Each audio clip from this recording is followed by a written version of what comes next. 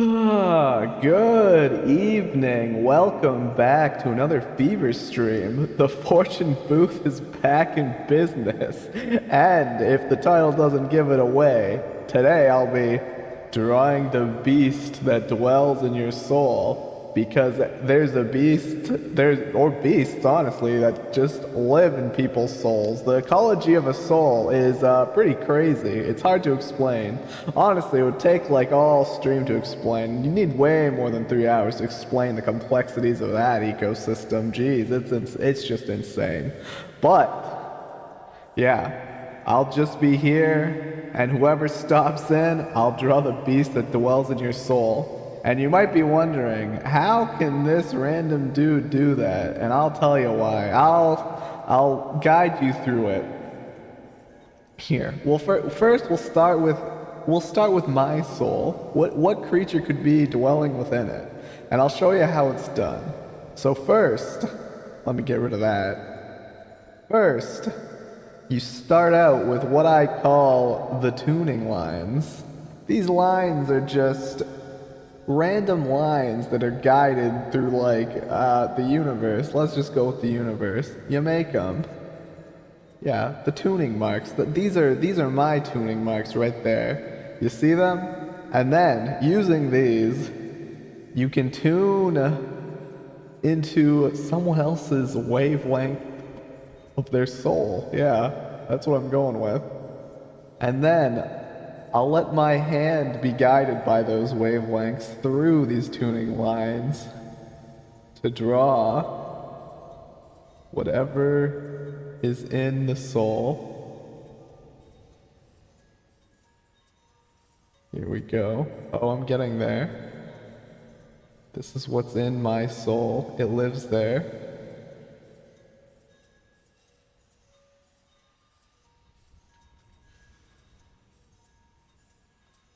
Whoa. Are these shoes? I think it's shoes. I think these are shoes.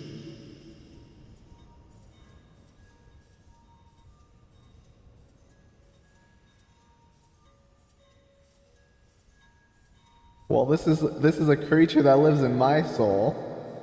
It has soles on its feet because it's wearing shoes apparently.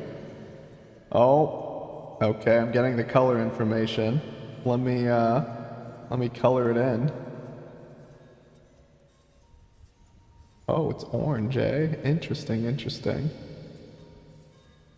Everyone's wavelengths create a different environment these creatures just love. And this is but one of the creatures in my soul. Let me color in its shoes. Interesting, interesting. What a majestic creature.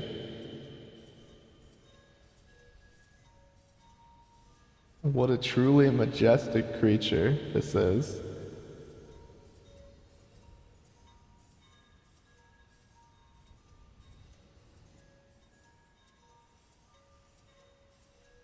There we go.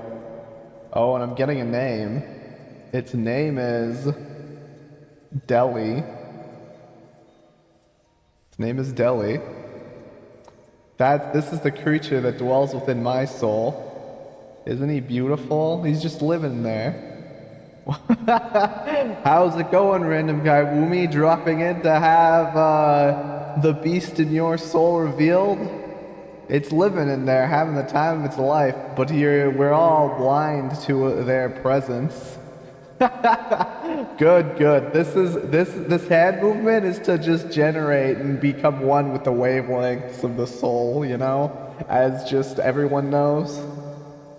It's just the common thing. It's like a hand exercise. Making people uncomfortable makes it easier to just like perceive their wavelength.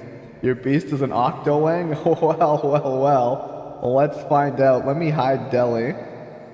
There we go. I'll name this for me. There we go. Goodbye, Delhi. Okay, random guy Woomy. This is the beast that lives within your soul. Right now. Let me draw the tuning lines. Okay, for some reason there's only two of them. So let's get it done.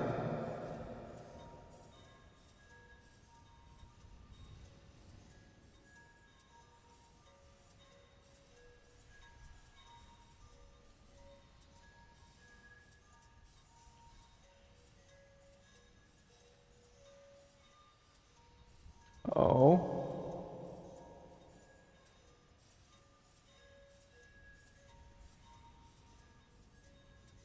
This is the beast that lives in your soul.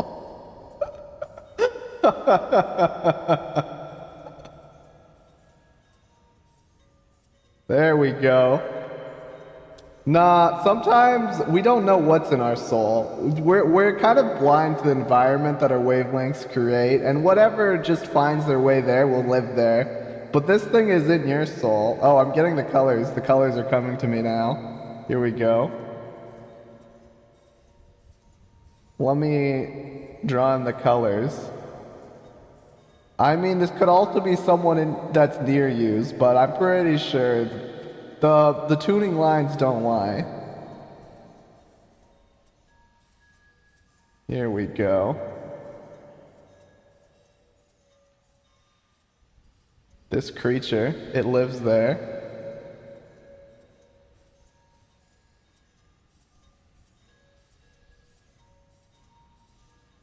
It's a beautiful, majestic creature. If it's not broken, it soon will be. Oh no. I gotta be careful. The truth hurts. The truth hurts. It's like all the bacteria that lives in your body. Sometimes you don't want those to be perceived, or else you can't really sleep well at night. Trust me, that's from experience. I wish I didn't learn the names of the bacteria that just constantly die within my gut. Here we go. And its name is Crouton. It's living in your soul. Crouton. Don't worry, there's multiple creatures. This is just the one I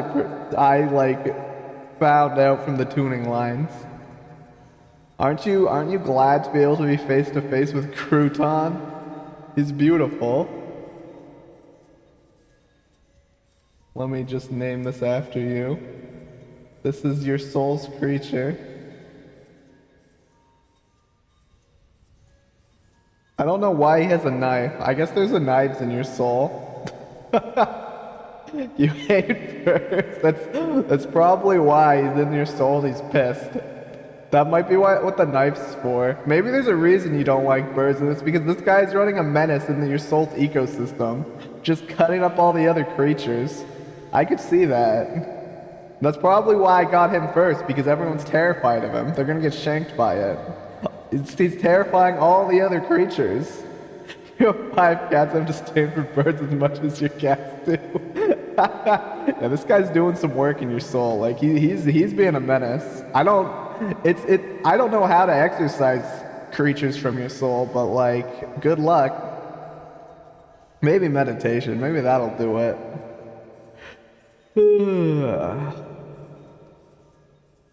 He's beautiful. I don't know why his name is Crouton though. But this one's kind of scary. Let's you can go into the void again. Its form shall be hidden, obscured once again. Let me find a creature that dwells in one of your cat's souls. That'll be fun. Here's a line, here's a line, here's a line. And now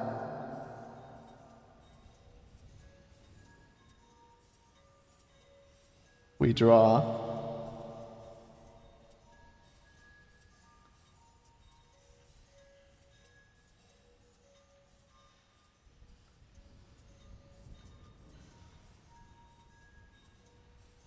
This lives in the soul of your cat.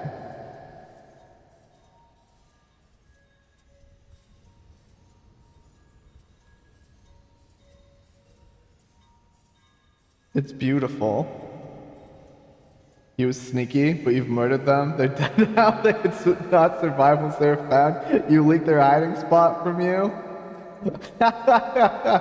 I don't know if it can die that easily. Once they get like destroyed, they just kind of reform using like your own soul as sustenance, because that's how it works.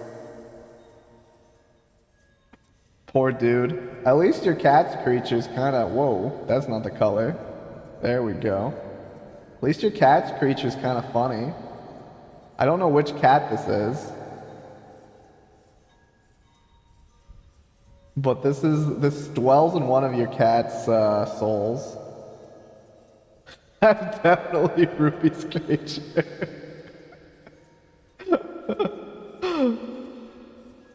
I can see it. There we go. Its name is Linus. That's what I'm getting. It looks like a Linus.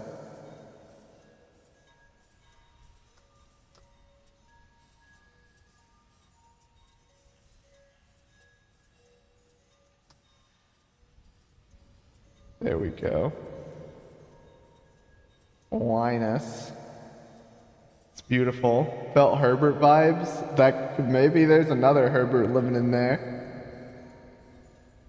I like his weird eye marking. He's a weird centaur thing. That's not also really a centaur. There we go. Let's hide him.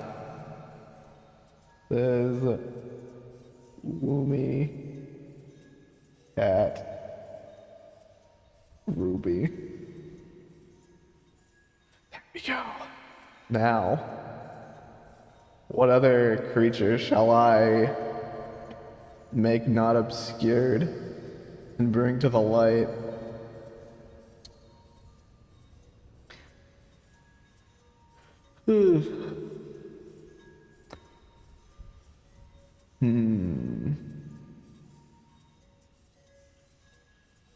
Any interesting person?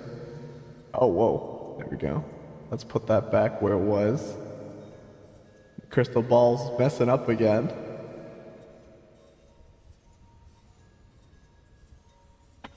Nice. I'll take a look at that. I bet that cat looks like someone who'd have Linus as their inner beast, or their soul's inner beast, just living there. Sometimes what they do affects the person. Like maybe your hatred of birds. Who's a random person? Why can't I think of a single random celebrity? My mind's completely blank because it's just, I need to keep it that way to tune into like the other people's wavelengths. That's what I'm going with, honestly. Because there's a random guy here.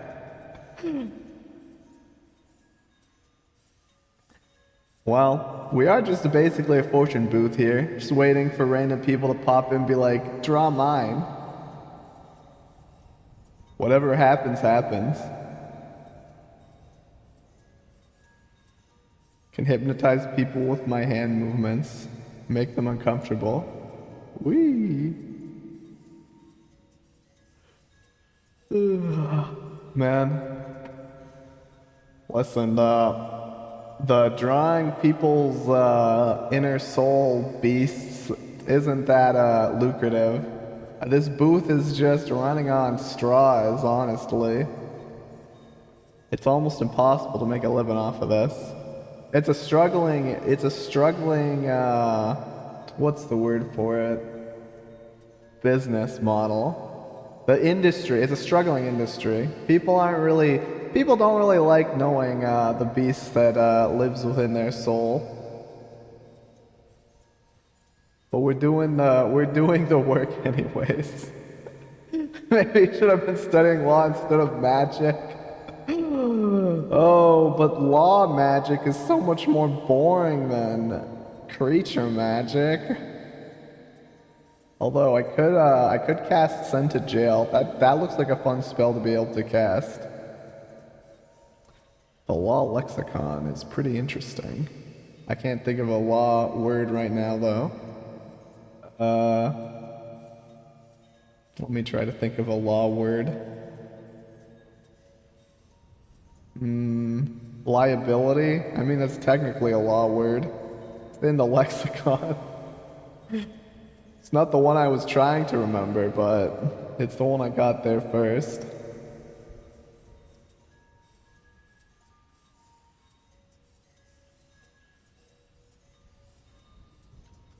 The crystal ball's glowing. I can just make swirls in it too. It's kind of fun. Like, ooh.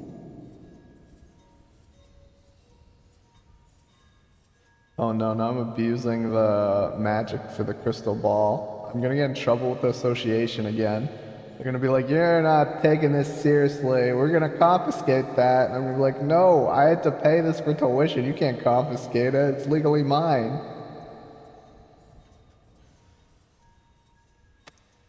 Oh, times are tough, man. Whee.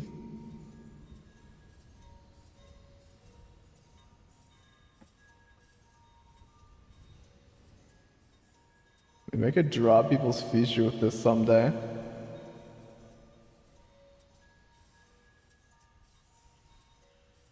Should look at what Luigi Mario's inner beast is? Oh gosh.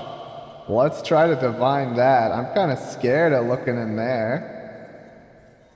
Let's do it. Banished.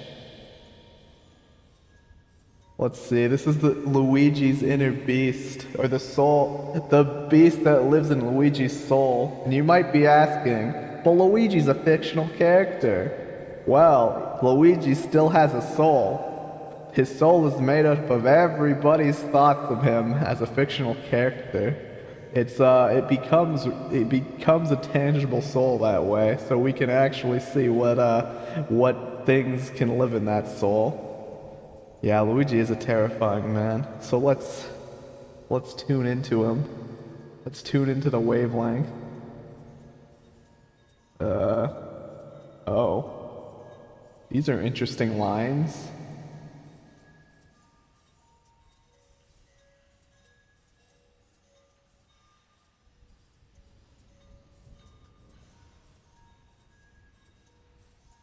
These are very interesting lines.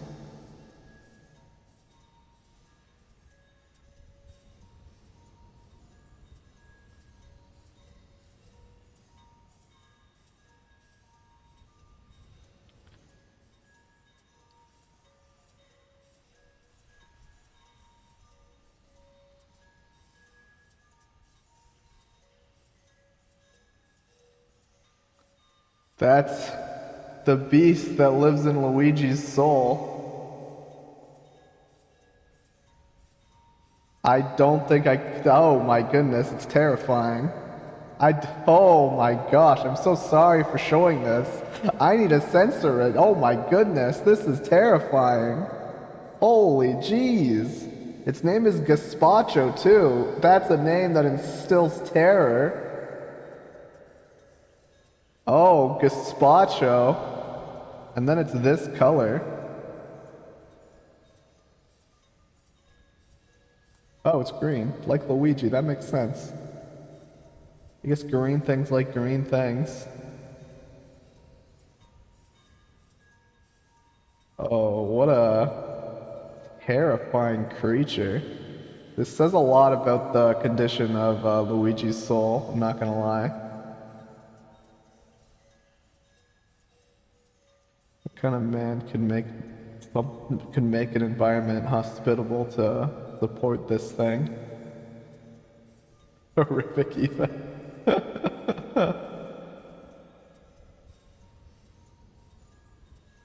Like, look at those terrifying tusks.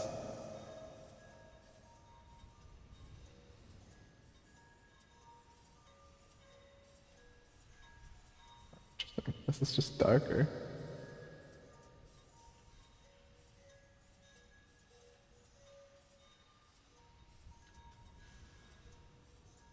There we go. The creature that lives in Luigi's soul. At least just one of them. Ugh, that's terrifying.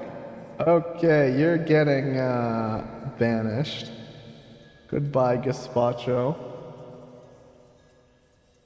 Just label this totally not lair or anything.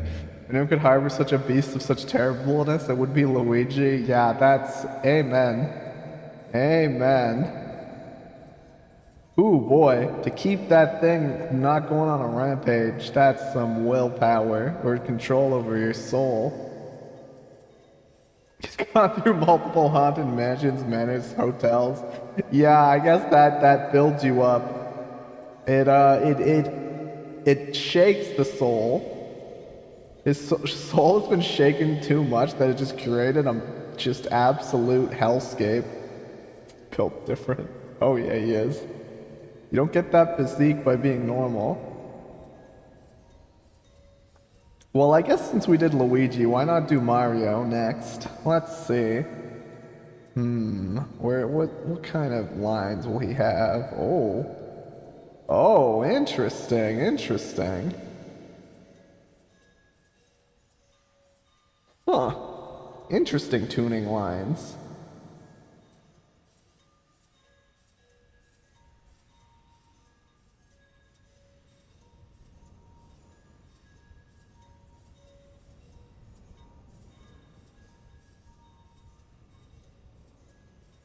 Oh.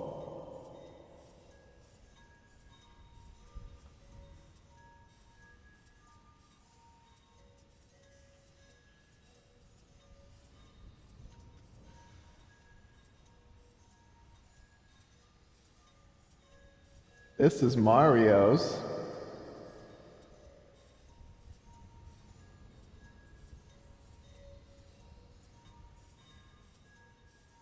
I don't even know how to describe it.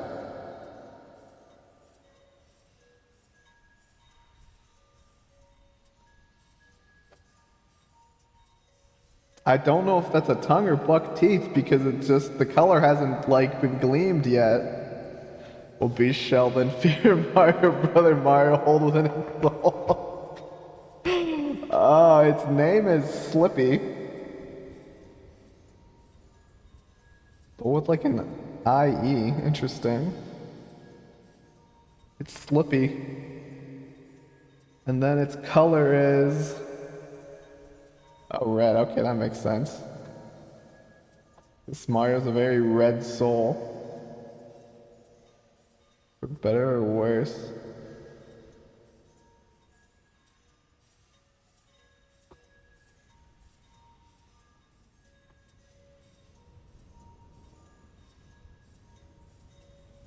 Why does it look like a deranged rabbit type thing? Mario, what kind of soul do you have?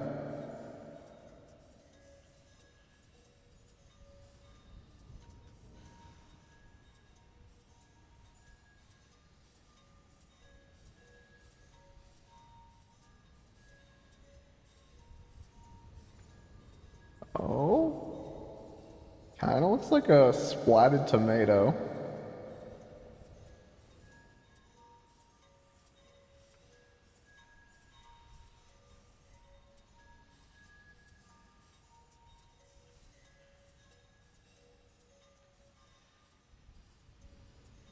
Oh, and it's a tongue, not a tooth. That makes it a little cuter, honestly.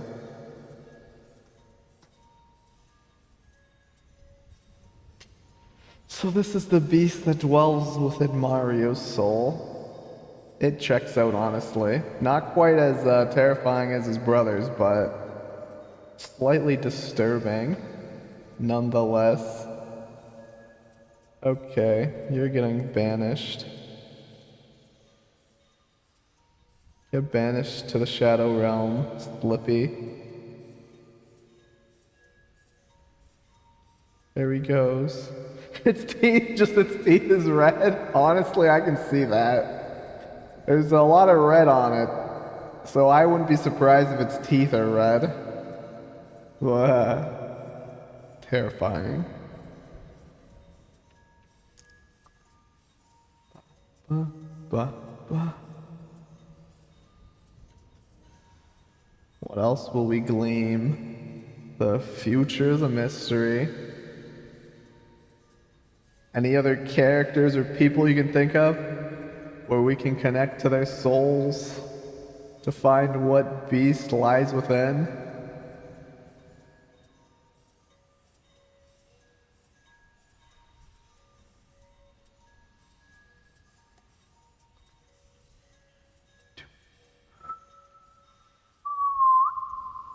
If that whistle got caught on my mic, I've been too lazy to check what gets cut off and what doesn't get cut off.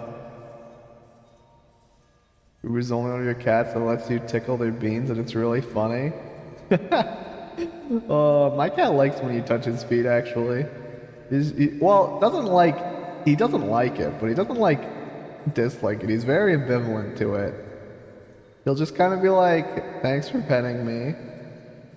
He just likes pets. He's a very needy cat. He's one of the ones that meows when no one's in his general vicinity. He demands that you be in his general vicinity. He's been getting more vocal lately. Every year, he gets more and more vocally demanding for attention.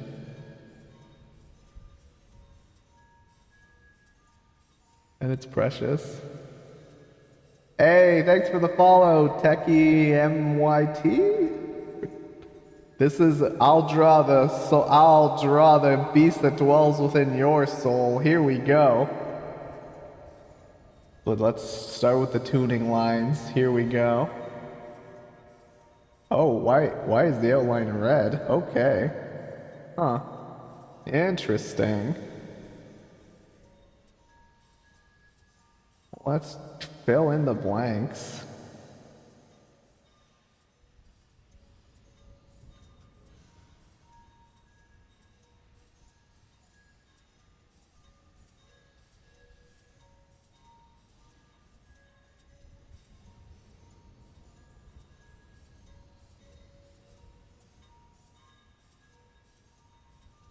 Oh, here it is. Put a spot on it. And its name is Iggy. Wait, but what color is it? Oh, that's not the color I thought it would be. A yellowish color? That actually looks like chartreuse. That actually is just chartreuse, isn't it? Oh no, I always get chartreuse mixed up with another color. It might not actually be chartreuse.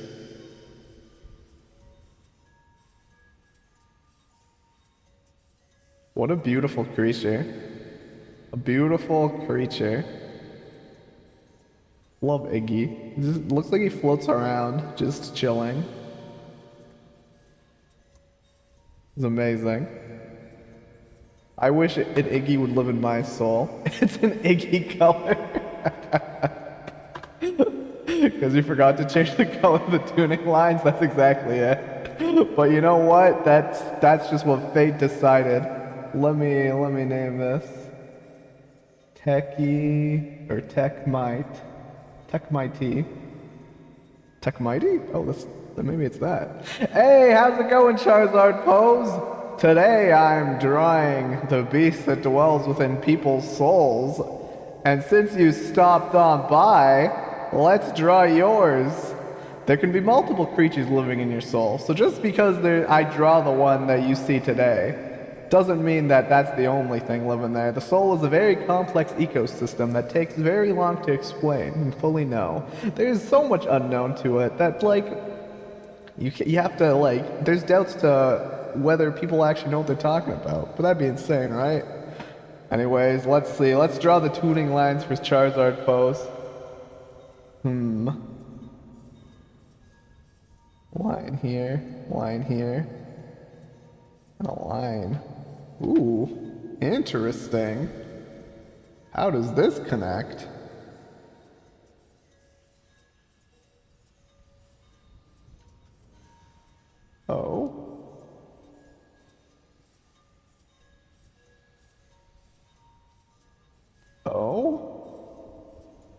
sure.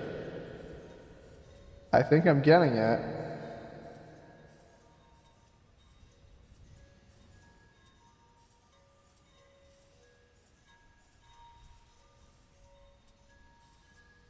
There we go. This is the creature that this is a creature that dwells within your soul. There's so much unknown, you might as well sell it. No point in keeping something you don't understand. Exactly. Yeah, this looks like a French shape, and its name is Tulipy. It's Tulipy. Okay, what color shall it be? And it's this color. Oh. Wasn't expecting that color, I'm not gonna lie. The wavelength brought me to it. Honestly, this is kind of cute, actually. I like Tulipy. What a lucky thing to have, just living in your soul's ecosystem. It looks like he just flutters around making a noise.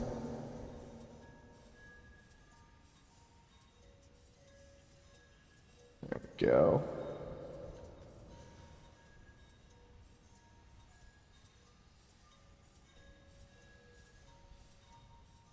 Looks like the beginner Digimon.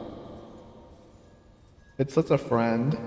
What's the beast within the soul of a Goomba? Oh, let's find out. Let me just let me save this. I'll save it under Charizard pose.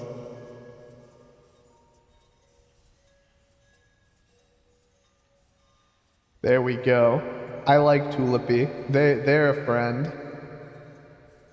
They look like they could digivolve too. They might be able to. I don't know how this creature develops. Such a good beast. Do you want to see random guy movies? It's pretty great, honestly.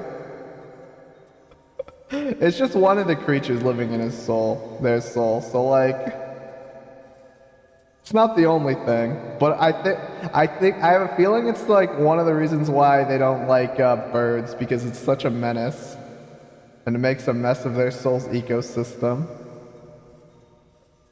It's Crouton. It looks like they're just bullying all the other creatures in their soul. They scare me. Apparently, random guy Woomy also may have murdered them, but like, I'm not actually sure.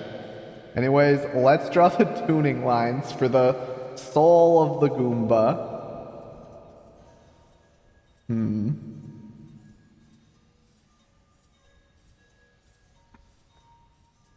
That's just a circle. Okay.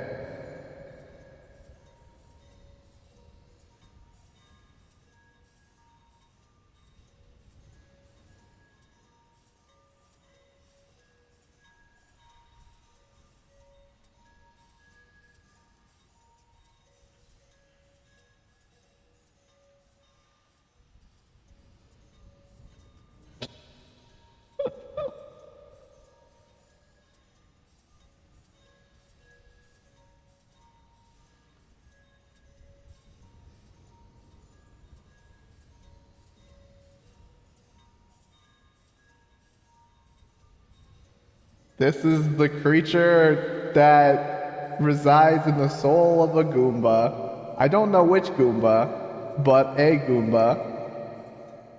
Let me color it in.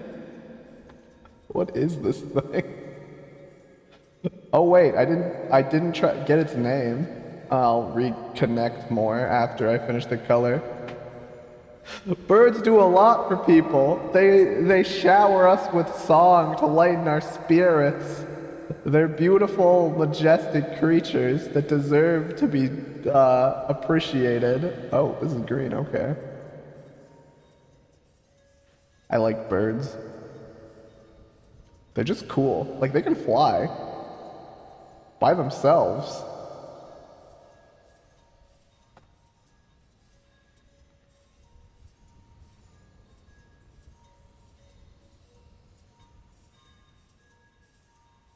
Oh. There we go. And its name is Albatross. But like with a space in it. It's Albatross. They shower us with poop. Yeah, I mean, that does happen. I remember once I was eating at a breakfast place outdoors, and there was a seagull, and it was just like cackling up on a pole. And people were like getting annoyed with it because it was just cackling. And it flew like to another pole, and it pooped right on my bacon, and I was crushed. It was like comical. It's something that only happens in like a comedy show.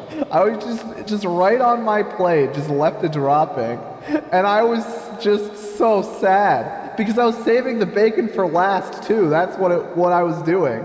So I was almost done. I was ready to eat my bacon, and then no, the bird just had to just take a dump on it. And I was so sad. The server just looked at me with such pity. Oh, that was depressing. Right? They annoy you in the morning when you try to go back to sleep after waking up several hours too early? Okay, yeah, I guess birdsong would be appreciated then. But like, chickens are birds, and we get chicken wings from them, and chicken wings are like a magical food. Oh, delicious. Wait, when you're at the beach, once a bird pooped and it somehow went directly into the pocket of your shorts. Oh my gosh, that's terrible. Oh, imagine if you didn't even know about it too and you went to reach in your pocket. That bird must have been like a skilled just aimer. How does it do that? Birds are skilled. They just use their skills to be menaces, and you gotta respect it. Anyways, Albatross is kind of scaring me right now. You're getting banished. Boomba. There we go. You get vanished. Goodbye. There you go. You like to eat chicken, not make friends with chickens? But they're the best things to make friends with because you get their eggs. Their eggs are like delicious.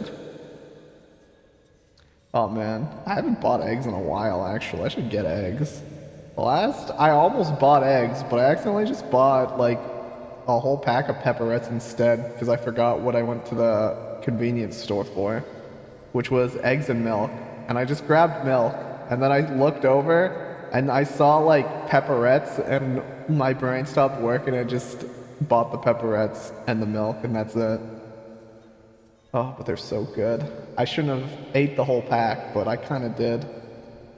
I don't want to look at how much, I don't want to look at the nutritional value of the packet. Yeah, they were great Canadian meat sausages. So good. They're the hot kind. Oh. God, I love pepperettes. Just dried meat. Spiced correctly. Definitely top 10 food for me. Yes, you love stealing their unfertilized offspring. They're so nutritious. Eggs for energy, as the old campaign went. Eggs for energy. Chickens are adorable, though. They're so cute. They just bob their heads everywhere. Remember when I was little, I was on a chicken farm. That was slightly traumatizing. Just slightly. Seeing them butcher the chickens for, just processing? Yeah. Maybe I should be a vegetarian. After that, yeah.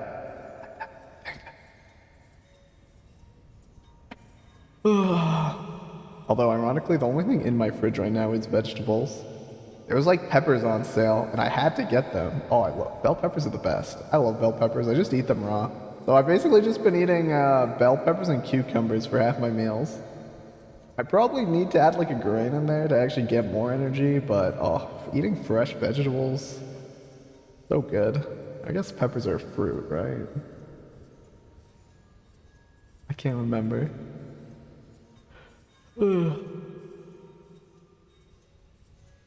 Well, I feel like I should draw someone else's inner beast, or the beast dwelling within their soul. or beasts dwelling within their soul. What's a good random celebrity? The problem is I don't keep up with celebrities. So I don't remember any when I have to think about any now. Okay, so Walt Disney. Walt Disney's dead though. I don't think I can go into the afterlife or tune into a soul in the afterlife. That sounds a little tough. I don't know if I can access the afterlife like that. And yeah. I don't know where Walt Disney ended up, no.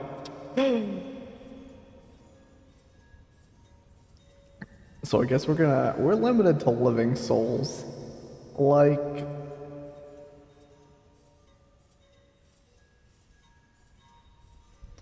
What's a random person? This is for Paul. I don't know, just someone named Paul. I'm tuning in. This is the creature that lives within Paul. If you know any Pauls, this is what lives in their soul. Okay, here are the tuning lines. Now let me tune into the wavelength of their soul to unveil their beast.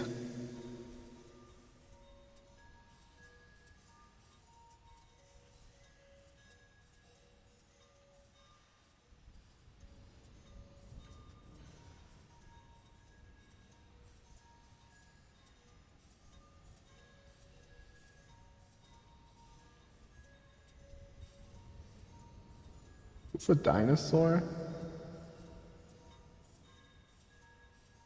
I think it is.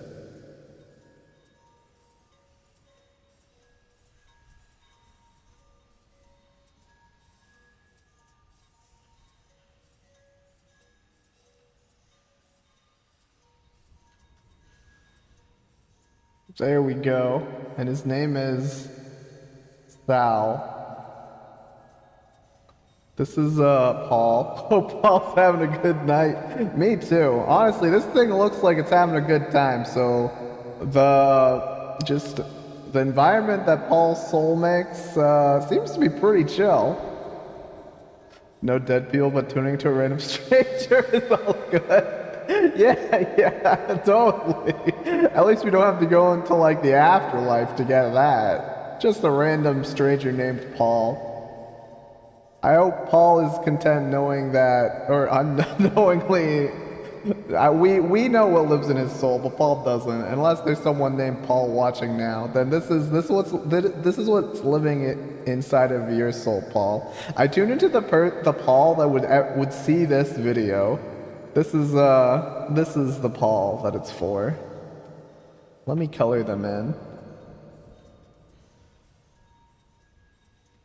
Oh, they're purple. I wasn't actually expecting that. You get led down random avenues when you're tuning into someone's soul.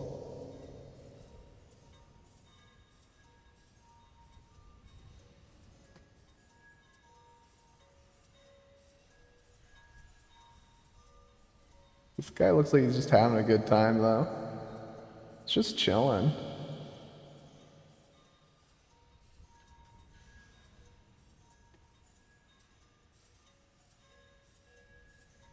There we go. And his spikes are... Oh, they're pink, eh? What do you know?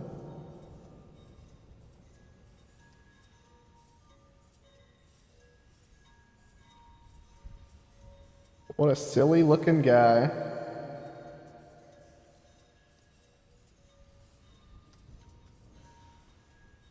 Beautiful. Okay, you're getting back to going into hiding, Sal. I'll just label this as Paul. There we go.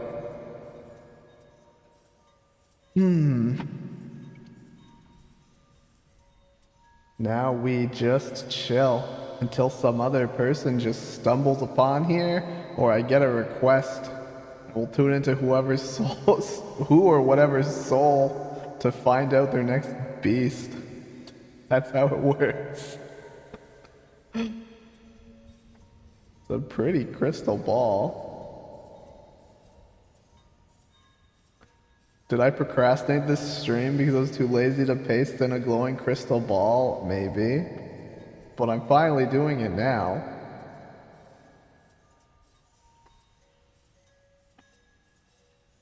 Have you drawn a beast that's in my own soul? Oh yes, I started with that. Do you want to see him?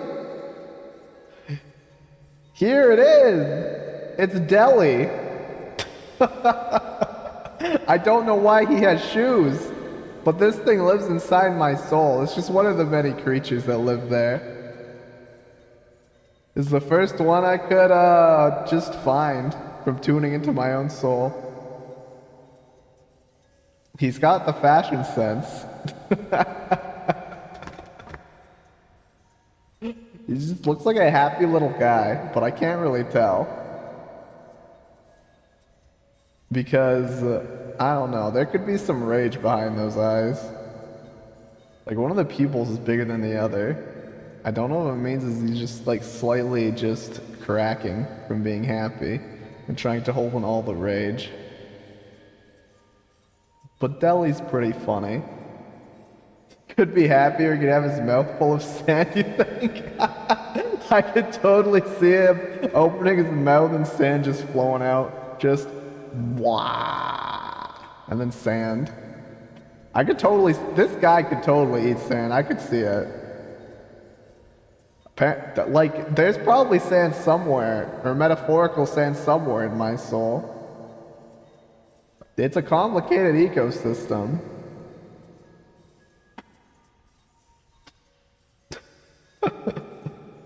There we go.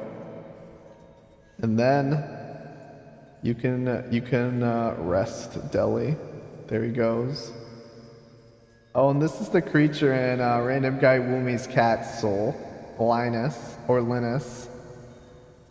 He's pretty goofy. It's like a centaur thing, but not really a centaur thing. I can't really tell anything about it. Yeah, seems like a funny fella, but like, I have no idea what emotion he's just hidden behind that stare of his. It's interesting. Here we go.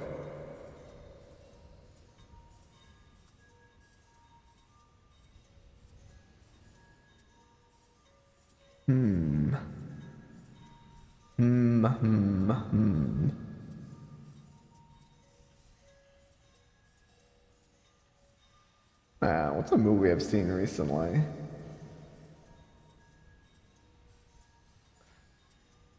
Oh man, I haven't watched much movies. Oh, wait a minute. I saw, what was it called again? About the chair guy and the girl. Suzume. I saw Suzume.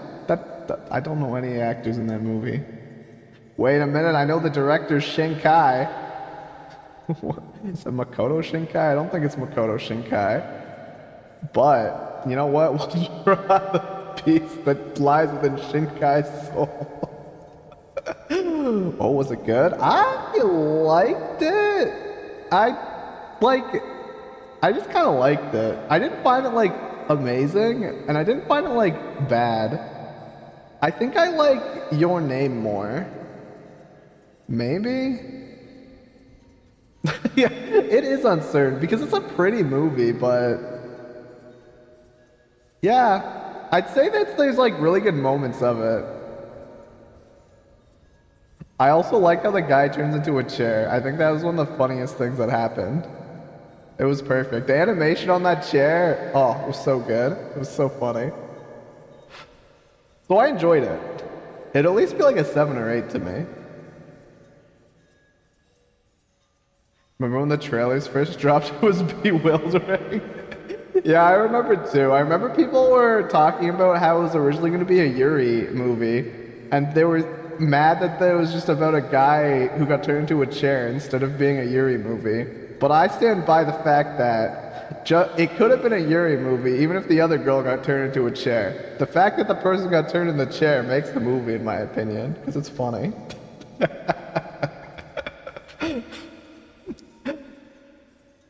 They're like, oh, they're so creatively just bankrupt that they'd rather turn the main lover into a chair than a woman. But no, they could have had the other person be a woman who turns into a chair. Hey, sweet dreams, random guy Woomy. I hope you dream of, where was he? I hope you see Crouton in your dreams. Actually, I don't. He has a knife. I hope you don't see him in your dreams. That's terrifying to see in your dreams. At least you can battle him. Maybe if you have your Splatana Wiper in your dream, you can actually, like, one-shot him. Or better yet, the Decapitator. He'd explode with one Decapitator hit. Honestly, he'd probably explode with just a bit of ink. Okay, let's hide Crouton now. Yeah, but Suzume was fun. It's just romance movies like that don't really like do anything for me at this point. Once you see too much anime romances, they all kind of start bleeding together. I think I need a break to make them feel like enjoyable again for me. You're not sure Splatana wins against the knife. That's completely fair. One is very pointy and the other is technically just a windshield wiper. But they might, the windshield wiper might have more range, so if you get like the blunt force damage on, you might win. Hey, how's it going, Melty Metroid? Oh, someone stopped in. Let's draw the tuning lines to draw your, or one of the beasts that dwell within your soul. Let's go. Okay, here's the tuning lines. Let's see. What were they gonna be? Oh, that's like a circle. Huh. Interesting tuning lines. Okay. Let's get hold of the wavelength and draw what this beast is.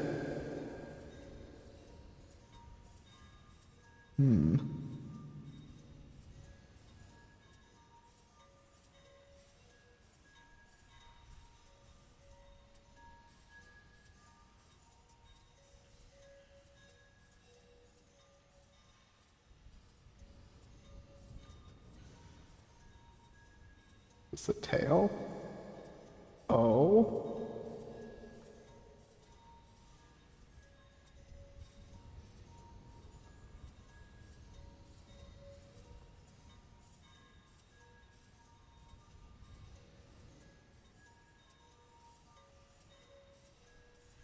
There we go. You can feel me in your head.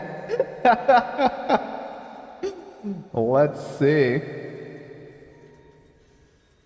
There we go. I feel like that has to have wings. And its name is Charlotte. Like a Pikmin crossed with a frog. It is! That can fly. Named Charlotte. Okay, let's get the colors now. Here we go.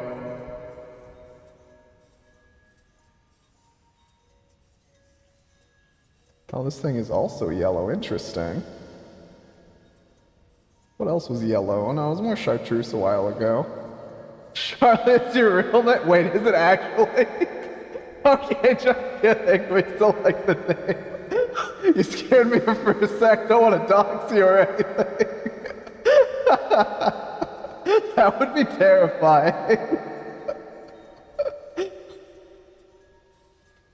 But this thing's name is Charlotte. It looks like a Charlotte. Not to be rude to anyone named Charlotte, but like, that's a compliment, honestly. Because have you seen this thing?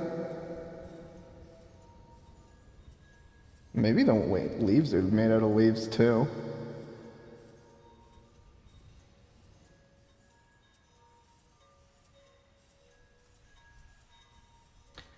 There we go.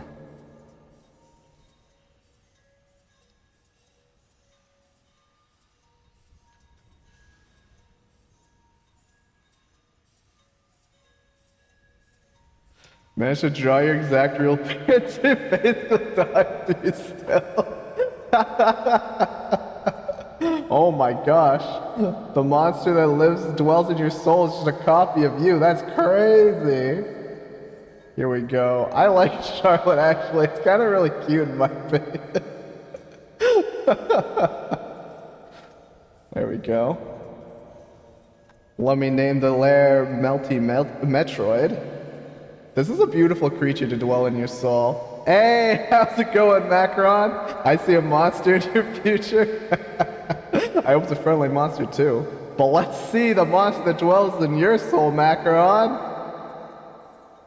Well, let's see how my hand guides me through the wavelength.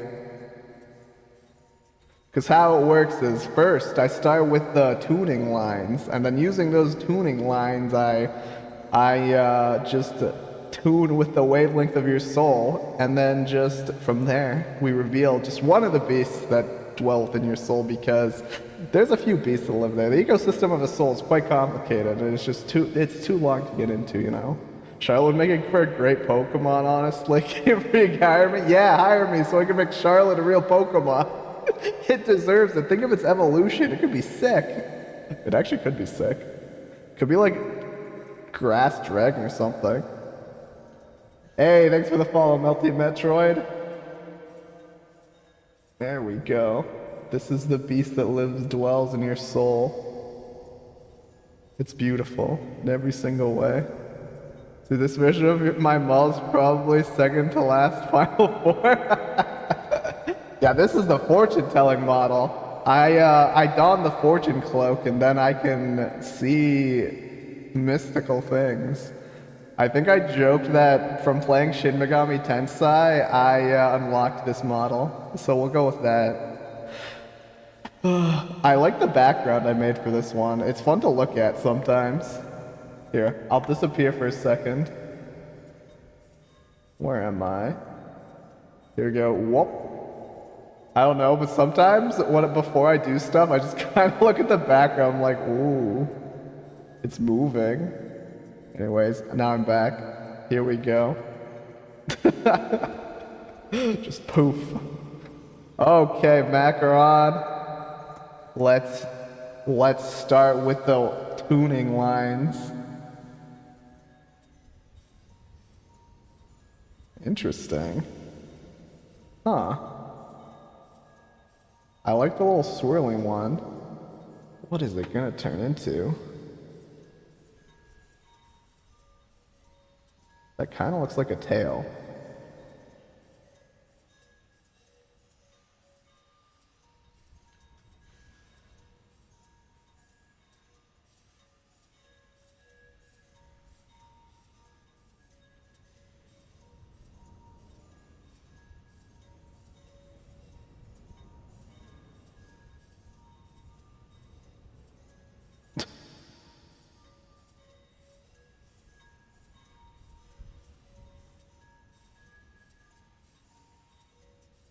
It's beautiful!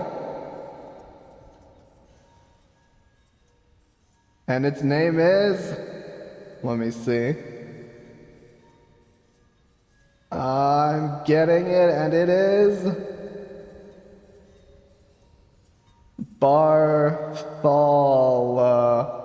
Meow. I guess it's a cat. It is. It's Bartholomew. They're adorable. Okay, let's color them in. And, oh, I guess they're brown. Ooh, that's a nice chocolate brown. Your evil minion.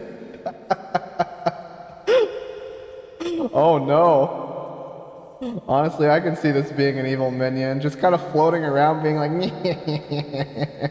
Bartholomew is also your in IRL name? Oh my gosh, we got Charlotte Bartholomew. That's a pretty epic name, I'm not gonna lie. Your parents knew what they were doing when they named you, or you knew what you were doing when you chose your own name. That's a crazy name. Hilariously, would name it something like Bartholomew.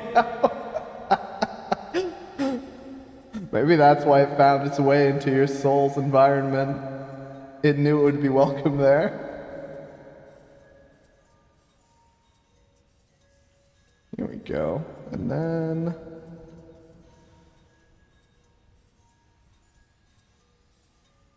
oh.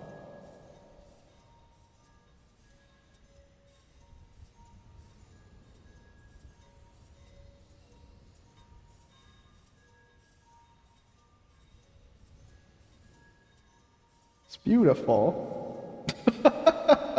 Bartholomew. Joke to your friends you name a yacht Bartholomew? Wait, really? That or Gareth Nor? That's a great name too. Maybe that's another creature living within your soul and it's influenced you to choose those names. Who knows? Who knows? But I like Bartholomew. They're pretty funny. I feel like they sound like Meowth from Pokemon. Still a little minion. Here we go. They're beautiful. Let's name this Macaron for the lair. So don't forget who these are for, or whose soul they dwell in. Yeah, they are perfect. They're fading away into the background. Okay, now, what else to draw? Somebody's just the creature that dwells in their soul. If you have any ideas, you can give me a pseudonym if you want to. Or, wait a minute. Let's see, Macron, you mentioned you had a sister. Let's draw your sister's, the creature that dwells in your sister's soul. This is gonna be it. Oh, those are interesting tuning lines. Let's see.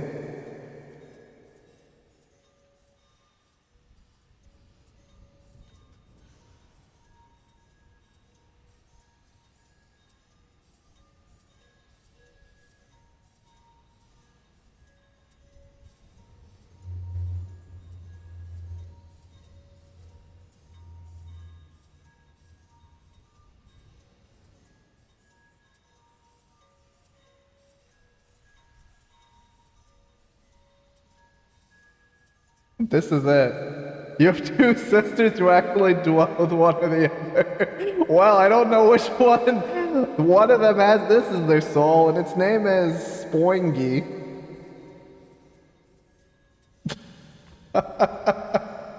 Do you think you could try to connect your evil twin Welty Wetroid? Not sure what he's at right now, but that guy's head is full of strange stuff. Oh, I'll do that. This is Springy. Oh no, it was Springy. My bad, it was Springy. Let's color them in. Oh, that's a beautiful green. I feel like its antenna or horns just kind of move and sway.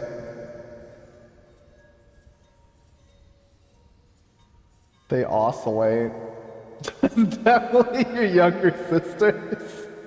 I could see this being a younger sister's inner soul creature. It looks like that.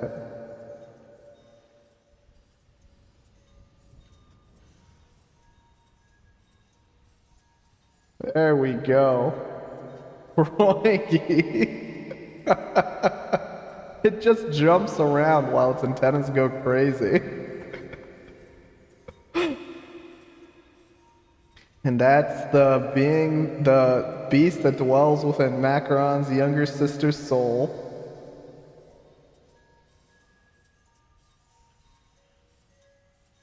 Let me name this lair. Now let's do Welty Wetroid. Wetroid sounds like a weird type of cloth. Frogs are superior even in monster form. Amen. You preach. That's true. Frogs are the best. Okay, let's draw this. We're tuning into Melting Metroid's just evil twin. Let me name the lair. Welty Metroid. Oh, Welty just also kind of makes me think it's just they're covered in welts, which concerns me. Be careful, Welty doesn't notice you're in his head or he might try to look into yours. Oh no, that's terrifying. Okay, this is a stealth mission, we'll go slow. We'll draw the tuning lines pretty fast. They are covered in welts actually. No, Welty! The poor guy. Oh, whoa. Those are aggressive, pointy ones. Interesting. Huh. Oh, okay. I'm tuning in. I see why it's pointy.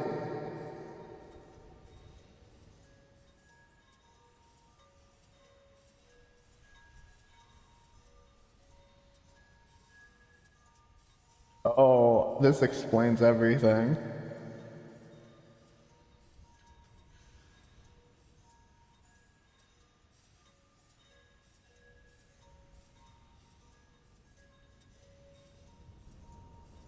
It has a bat nose? Okay.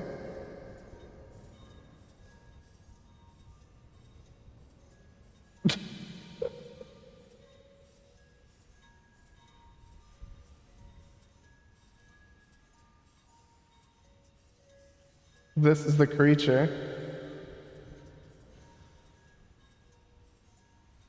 Oh my goodness, it's terrifying. Welty was tragically well ripped over the piece. Oh, it's okay, he deserves it, he's a jerk. Okay, you know what, it's all coming together why this kind of beast would live in their soul. This guy definitely looks like the environment he favors is a jerkish soul wavelength, you know? I feel like, oh, I'm getting that it's missing something. Oh, here we go. It had a long tail. I almost missed that. His name is Grunt. It's just Grunt. It's beautiful. And they are...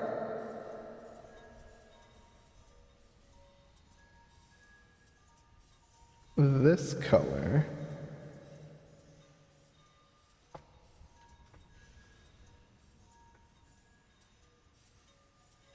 They're beautiful.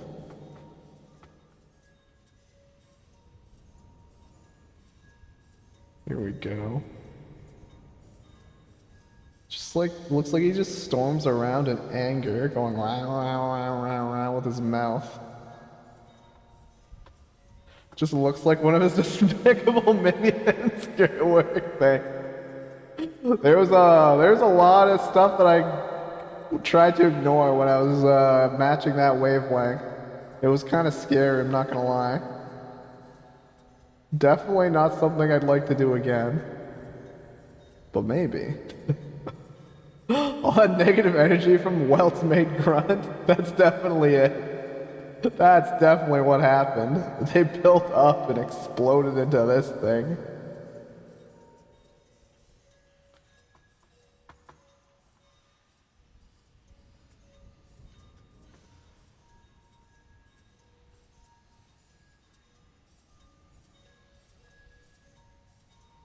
There we go. It's beautiful. Well, kind of. Okay, maybe not really. But beauty's the eye of the beholder. Someone might say it's beautiful. Glad I made it out all right. Yeah, me too. That was scary. Imagine monsters just poofing out of thin air due to people's negative emotions. That'd be really cool, but also really terrifying at the same time, because you'd have a monster buddy, but since they're negative emotions, they might not be the friendliest little things. Unfortunately. Maybe they can learn to love like Stitch in Lilo and Stitch. And Lilo and Stitch too. And Lilo and Stitch. Stitch has a glitch. And Leroy and Stitch. Stitch was in a lot of movies. Also, we can't forget the hit TV show, the Lilo and Stitch the series. I don't know why I went on that tangent. It's a miraculous ladybug without heroes. Wait, is that how the little animal buddies work in Miraculous Ladybug? I only watched like 3 episodes of that, so I'm not too caught up on what the lore of that show is. I'm still just sad because I remember when they announced they were making that show, they showed that animated PV, and when I saw it wasn't that, I was just sad, but I gave it a chance, and then I just forgot. I don't remember being bad though. The lore is that French.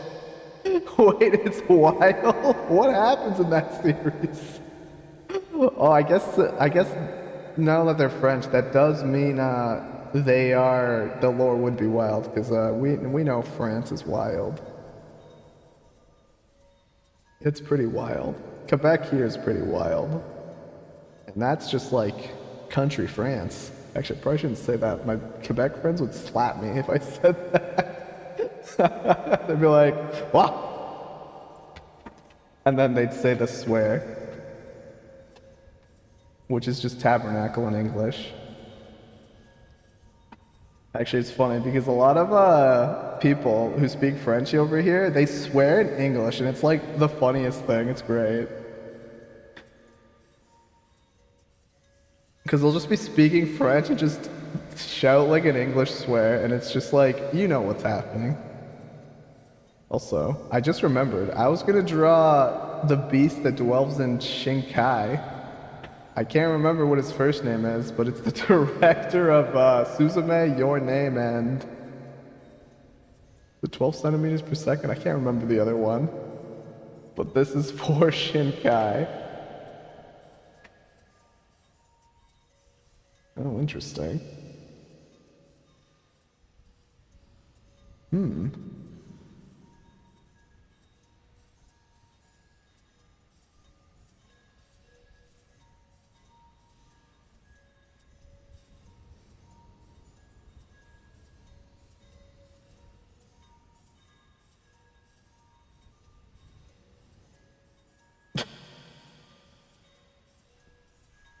I guess this is it.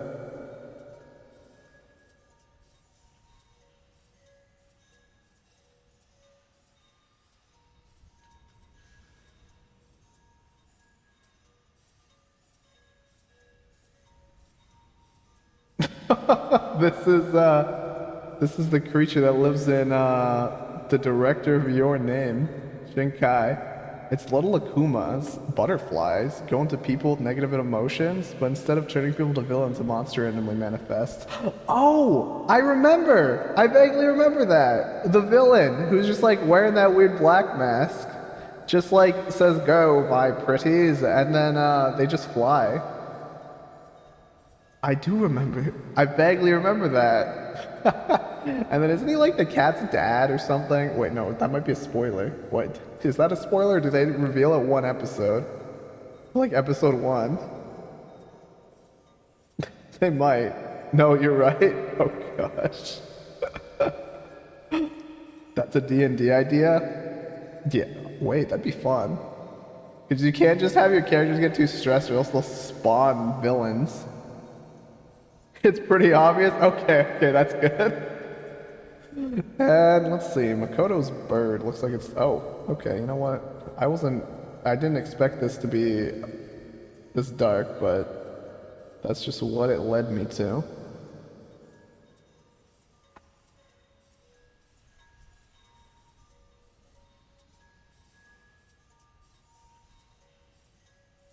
It's an interesting creature.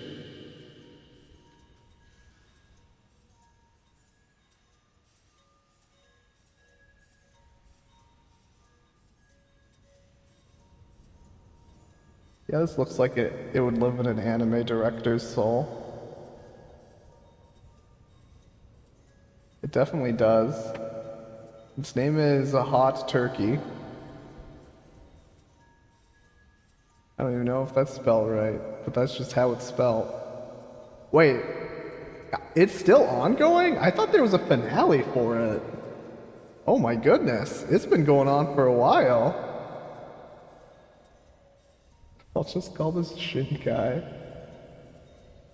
There we go. Oh, look at the layers later and be like, what? That's a lot of seasons. I thought they confessed their feelings and it just ended there. So I remember that, like, was it Twitter or one social media was going wild about that.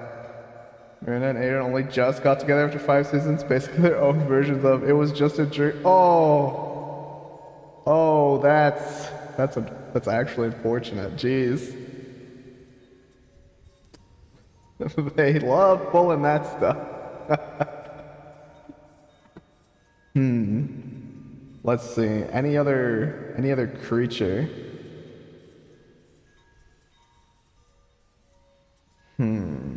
Any other soul we can connect to? What's a good celebrity? Because I literally can't think of celebrities for some reason. Every time I try to think about one, my mind just blanks.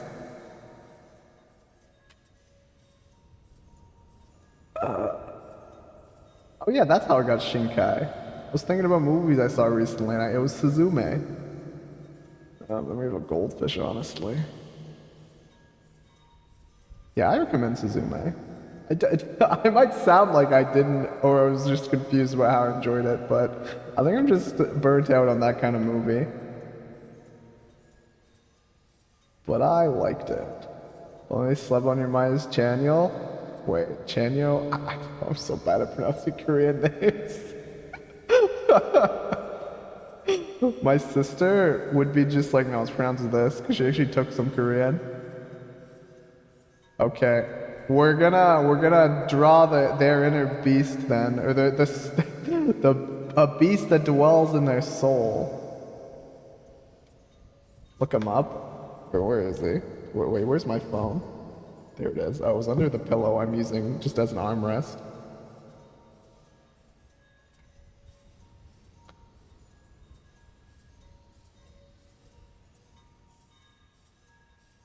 Here we go.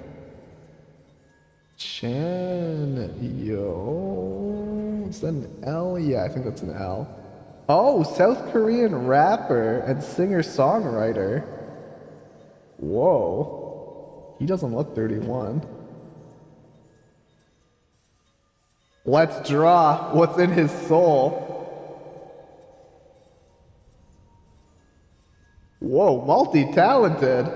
Rapper, singer, songwriter, producer, actor, and model. Oh, he's an EXO. I know them. We learned, I heard some of their music on your stream last time, Macaron. Man, that was such a chill time. I never listened to music, like, on my own volition. So just like when people play music, it's so nice. Especially because you had so much, like, nice vibe songs. Oh, it was great. I was just vibing and forgetting about my bedtime. Okay, here we go. This is Chanyeol's soul. The leading lines, or the tuning lines, not the leading lines. Leading lines are a completely different art concept. They're pretty cool though. They're underutilized, honestly. Like in design language, I recommend just utilizing leading lines. They can do some cool things, especially on character designs. You can use leading lines to just lead the eyes to like key focal points. Like you can use the hair as a leading line to like lead the eyes back into the face. Oh, it's so good. It's so fun. I don't know why I went on that little tangent there. Okay, let's draw the lines. Huh. Yeah, art. Art. It's great. These are interesting leading lines.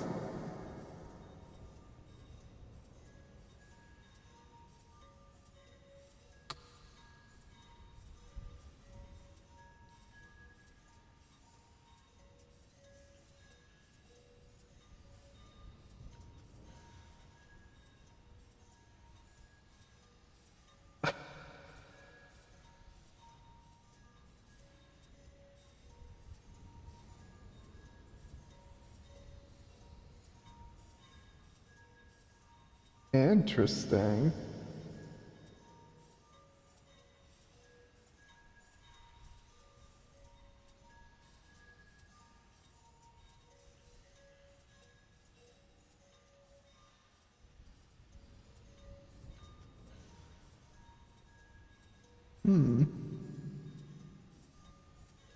I guess this is it. The piece that lives in Changyul's soul, or just one of them. It's a fish. A beautiful fish. Oh, that's not the color I expected. Now looks like a type of sea bass. This could be a UML. It could be a UML. It's just giant.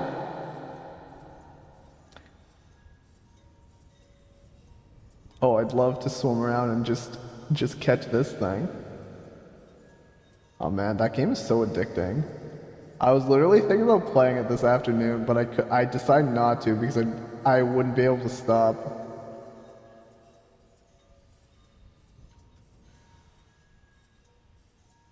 Here we go. You got a sea bass. It's almost a sea flood. Maybe this means Changyul has just played so much Animal Crossing and caught so many sea bass. This thing just found a way into his soul. I could see that, right? This could honestly be in all of our souls right now. Because it's just, could be just one of the creatures. And it found its way to us from just catching so many sea bass. He'd be the type, honestly. Well, these yellow markings are also interesting. They kind of look like mustard stains. Every time you stream Endless Ocean, you think about Pokemon Snap. But a few days ago, a friend of yours streamed Pokemon Snap and just made you miss the freedom of Endless Ocean. Yeah, being able to just swim everywhere is so nice. I hope they make a not on rails Pokemon Snap. I know it would be really hard, but maybe one day. Because that'd be so much fun. Oh. Because they could do the special interactions. It would be hard to do it in like an open setting, but I believe in them. There's some programming geniuses at work in the industry. Fun fact, Exo's a lore that they're aliens with superpowers. Oh my goodness, is this an alien fish then? Wait, I did not know that was their lore. That's amazing. That's so fun. Are they the only K-pop band that has that kind of lore, or are there others with fun lore like that?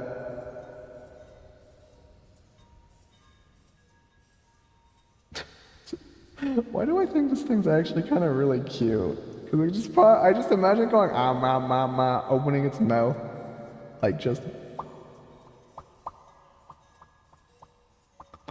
I don't know. It's kind of charming. It's like ugly cute.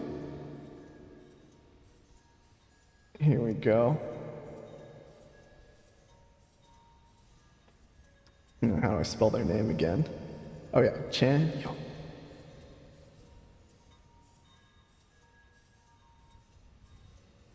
E-O-L. There we go.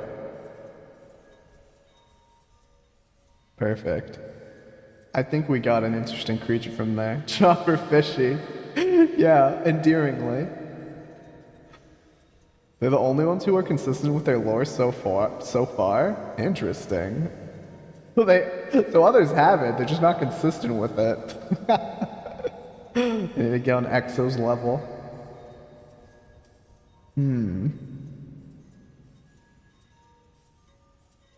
What's another celebrity I can think of? Or just person in general.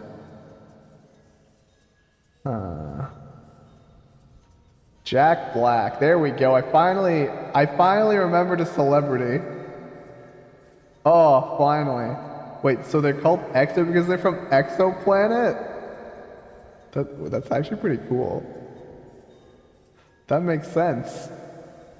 So could their full name just be Exoplanet? I guess that'd be just me naming a band Canada. I mean, that I could do that, honestly. Because if I did what they did, it'd just be Can. I bet there's a band called Can. There's a band called Built to Spill. There's a band, so there's a band called Can, I bet. My friend was obsessed with Built to Spill. I like their music, though. There's another example of me just absorbing whatever music people, like, expose me to.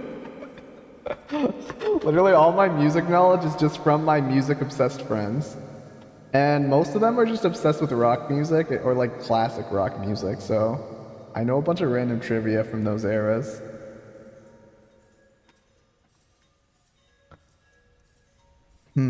Oh yeah, Jack Black. Let's see. This is but one creature that dwells within that man's complicated, beautiful soul.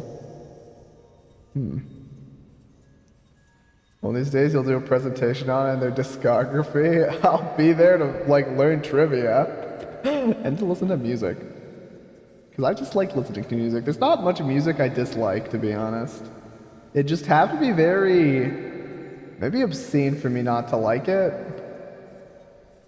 But I wouldn't like dislike it. I'd just be like, yeah, I don't really want to listen to something like with this subject matter.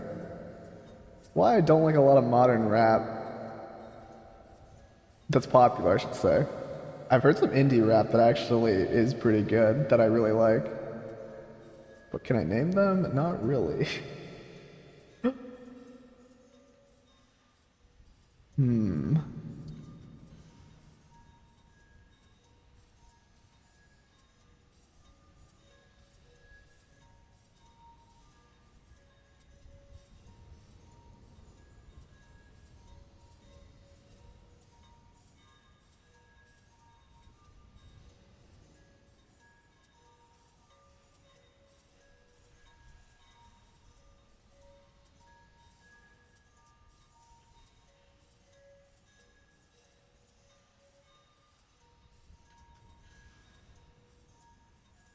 Interesting, interesting.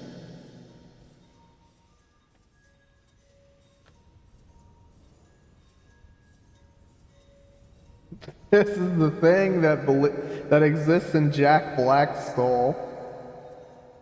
I think the top is the mouth, but I'm not too sure if it's a hat. I don't know why this freaks me out. Oh, why is that pink? Tastes vary, but it's always good to keep an open mind. Yeah, that's it. Because, like, genres can go hard. That's a great philosophy. Believe it or not, you like listening to 50s and 60s music? Like ragtime? Although when I think about 50s, 60s music, I think about Looney Tunes, which I don't know if they were around that time, but like, the background music in those shows, they're kind of just fun.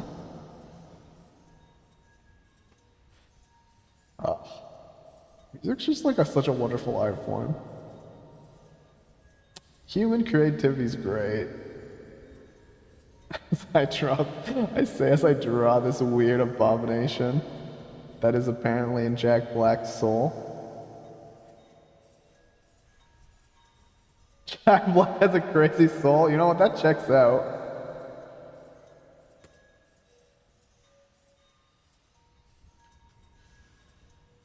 There we go. Its name is Printemps, which is close to spring in French. It's Printempo. Yeah, this does make sense.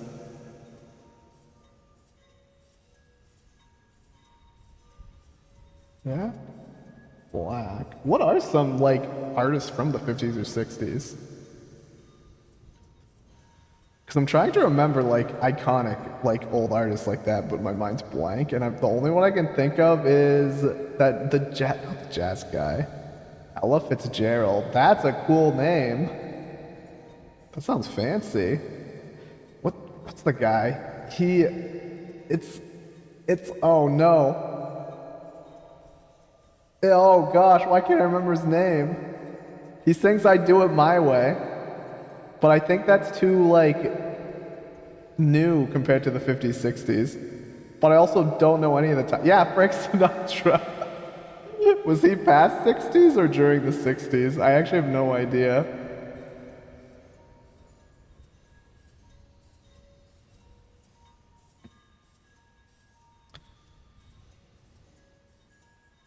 And I remember taking like art history classes and I was good at it until I had to remember the dates. Oh, I'm so bad at remembering dates. I do know World War II took place in the 1940s though, because my history teacher in high school drilled that into us for some reason.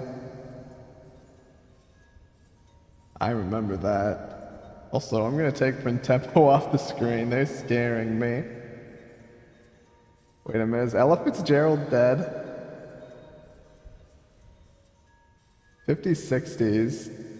Plus, oh, yeah, there's a high chance about that. I was gonna say, we could try to find, yup, indeed she is. It's gonna be like, let's draw the creature that dwells within her soul, but I'm not going into the afterlife for this. That's scary. That's too much of a journey.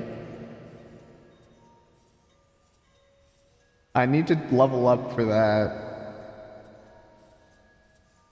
Like, this is only a +1 fortune cloak. I think I need a +5 fortune cloak to do that. That's how the lore works now.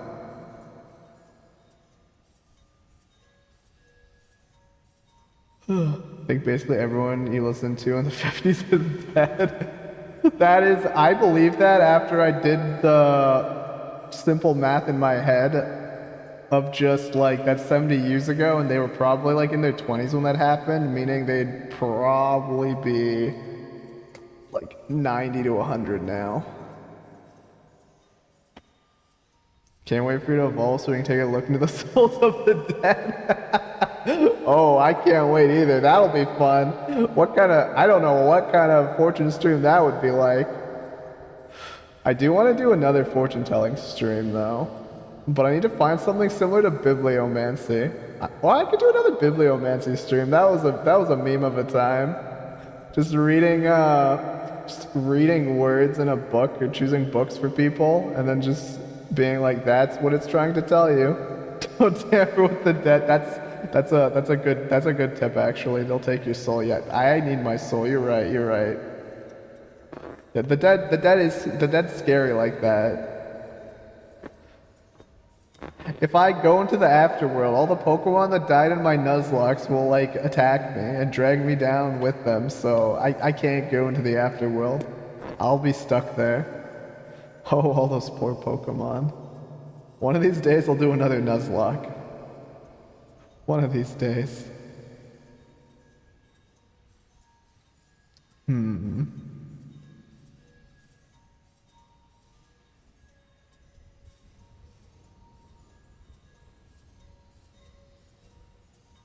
What's somebody who's alive right now? Who's someone who's I've seen in the news recently? You couldn't do a Nuzlocke, you get way too attached to the creatures. Yeah, that's a good reason not to do a Nuzlocke, because I got attached to a lot of my creatures and it kind of hurts when they die, and then it hurts even more when you release them. It's, oh my. It's, yeah. It weighs on your soul. Especially when they die in a really preventable way. Then you just feel guilty, and you think about it. Like, oh, I did that. But it's a lot of fun. Even if when you win, it doesn't really feel like you win.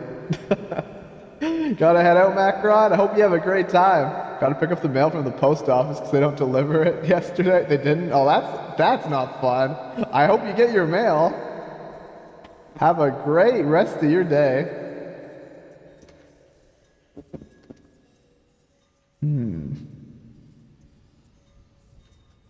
Oh, why is the only one I can think of in the news Justin Trudeau? I mean, I guess I could draw the creature that dwells in Justin Trudeau's soul. Let's do it. These are the tuning lines, eh? Huh.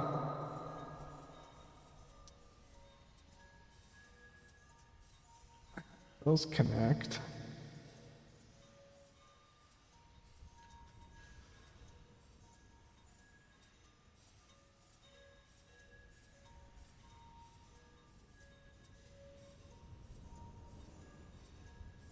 What is this thing?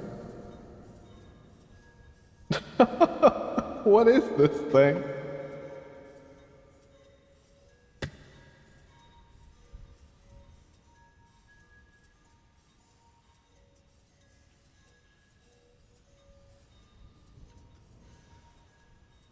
Oh, it has a hand.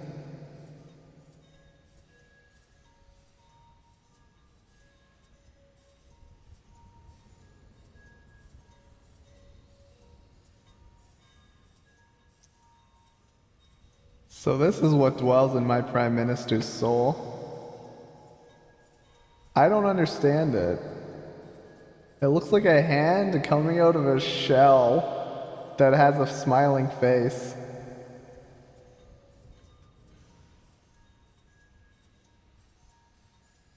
Oh, there were eyes on it. Okay. What an interesting creature it is. Let me color it in. So this is the creature that lives in Trudeau's soul. Honestly, it makes sense, makes sense.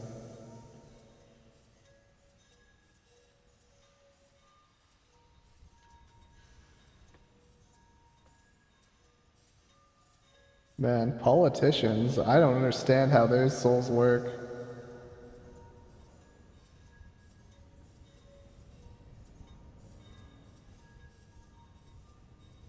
There we go. His name is Dolores, but spelled really weird.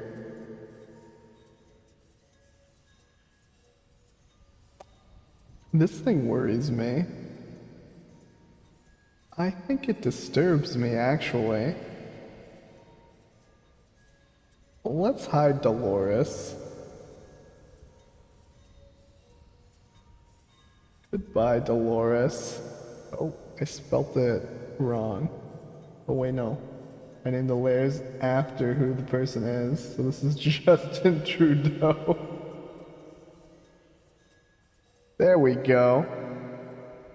Banished. Oh, now we just sit back, chill in this booth until someone pops in. My arms are getting tired doing this. I need a rest. Like, geez. It's really a workout on your triceps and biceps. They're kind of burning. Yeah, I gotta stop. Oh my goodness. Oh, that feels good. Oh. Just got pulled over by a cop for watching stream while driving. Can you look into the cop's soul and dig what's going on in there? Oh, yes sirree. I mean, I recommend not watching streams while driving, but let's see what's in that cop's soul. Here we go. This is the soul. This is the soul that pulled over Melty Metroid. These are the tuning lines. And with these tuning lines, we'll get their wavelength.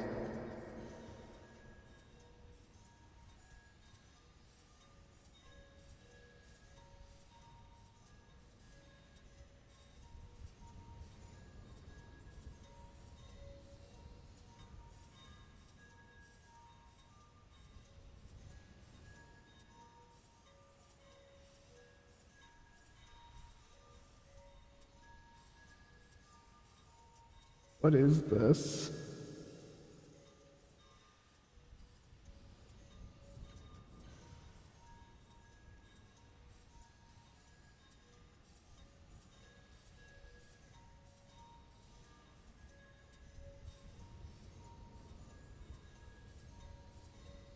It's like a turret thing? I think it is.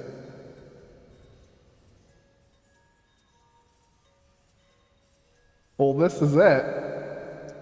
It's kind of terrifying. A cyborg snake thing with a turret on it. Its name is Turpentine. Isn't that like a chemical turpentine? So watch James while driving. It's boring when you spend all day trucking hazardous chemicals around. Oh my! Oh no! That does sound. That does sound like it'd get a little boring trucking around hazardous chemicals all day. Unless it's the hazardous chemicals that can speak to you.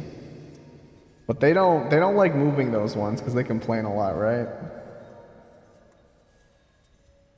Here we go.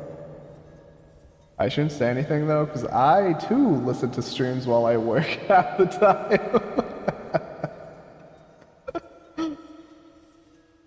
So who am I to say?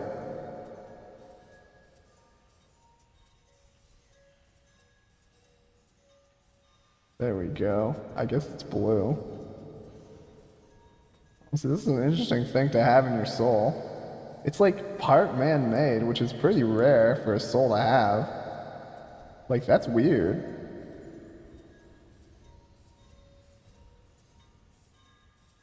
What does that mean? Part of their soul's artificial? That's scary.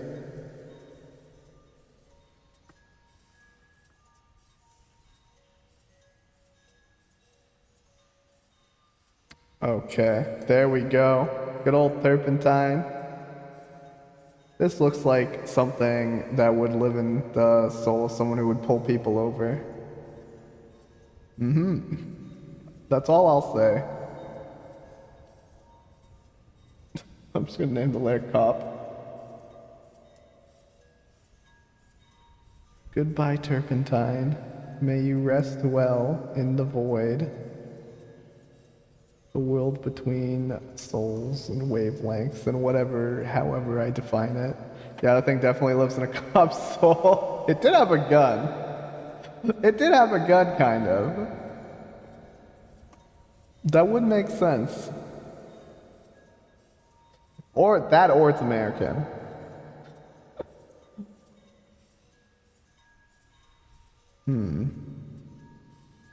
Let's see. Who's another random person? You know what? Why don't we connect to another random name? Let's see. What's a random name?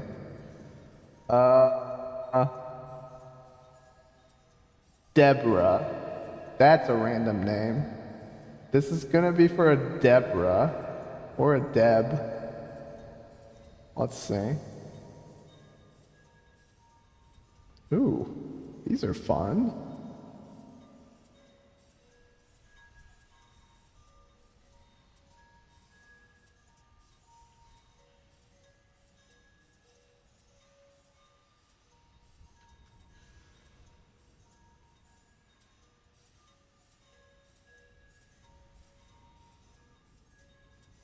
Oh wow, I don't know why, but Deborah's like really angry.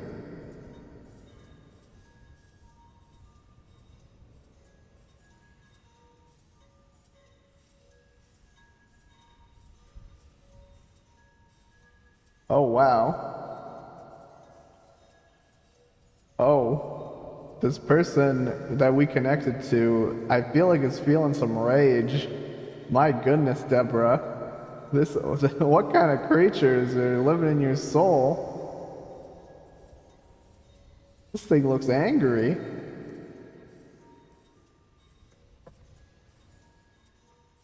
Oh, it's blue.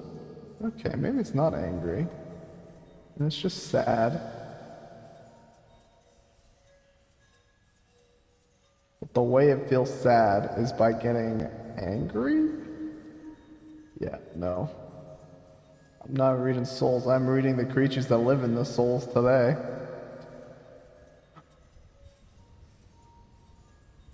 There we go. Oh. What is yellow? Neat.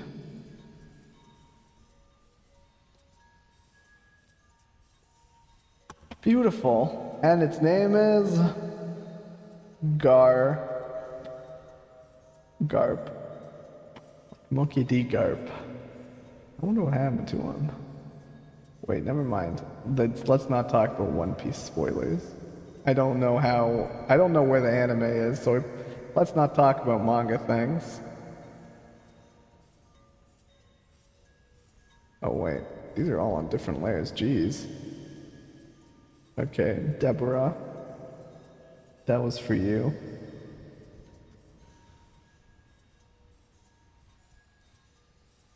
And this is for Jeff. Jeff. We're tuning in to Jeff.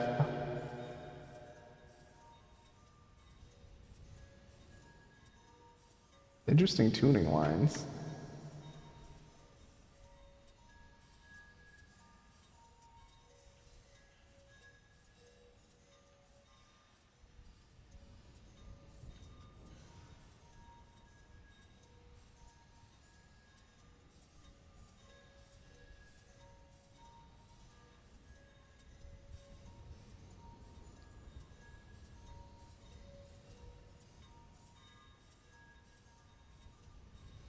Oh, Jeff has like a weird bumblebee thing.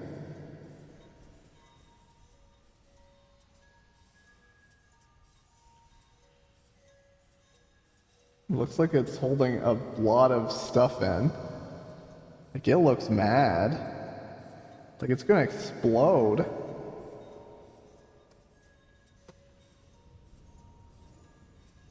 Like in anger.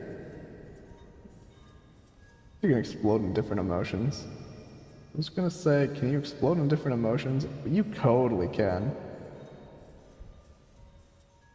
Like sadness. That's just bawling your heart out.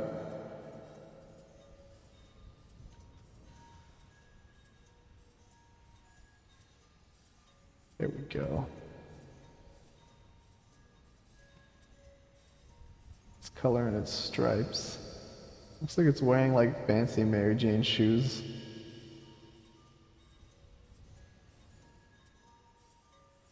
Know what those shoes are called? That's what I'm guessing those shoes are called.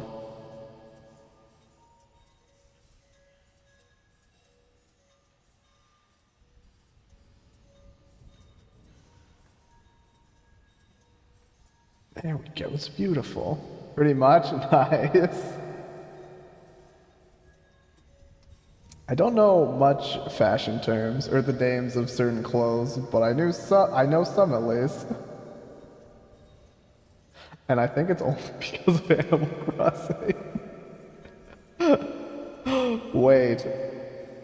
Wait a minute. Oh yeah, this was for Jeff. That's somebody's named Jeff. Oh my gosh, we didn't even name it.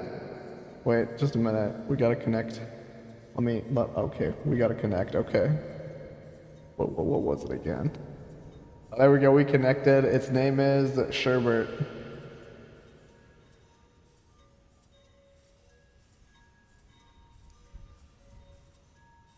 Let's draw the creature in Tom Nook's soul, and then Isabel.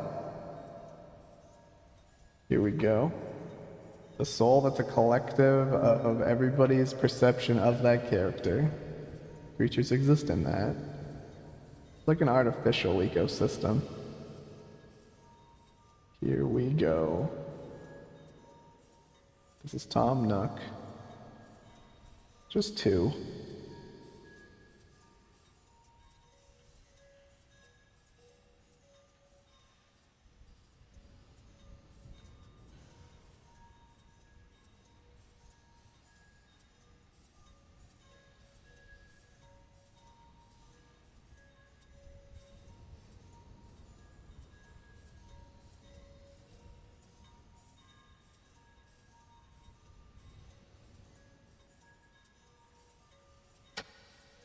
This is the thing in Tom Nook's soul.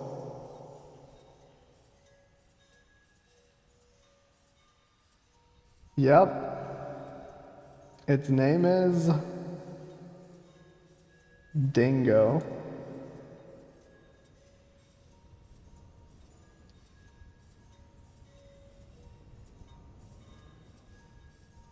What color is it?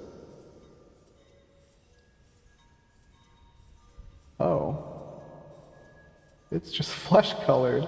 Okay. I worry about Tom Nook. I worry about him.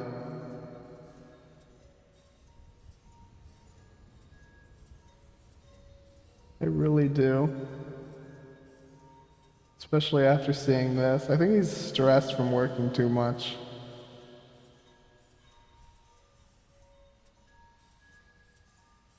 Let's give this one shading just because.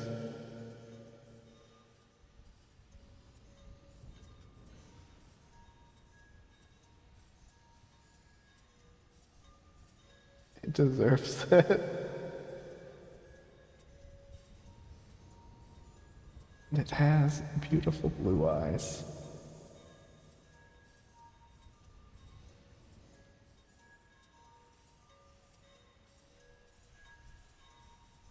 There we go. I like Dingo. This definitely looks like something in Tom Nook's soul. Definitely.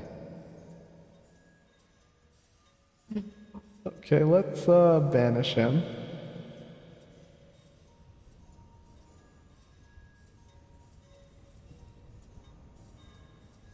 Oh, whoa. That's not the right layer. Looks like he could be from Yokai Watch. Wait, it does! That does look like a Yokai Watch character. Like a weird little yokai guy. Who would just be like waddling around. I have the first one for 3DS that I've never played. I want to play it sometime. Because I like monster just collecting series. It'd be nice if there was more. It's just they always market them as Pokemon killers, and like, I don't want something killing Pokemon. We can have both. Speaking of monster collector games, I should play Digimon. That's a dangerous thing for me to stream, because I might never stop streaming it. Okay, Isabel. What lies within your soul? Huh.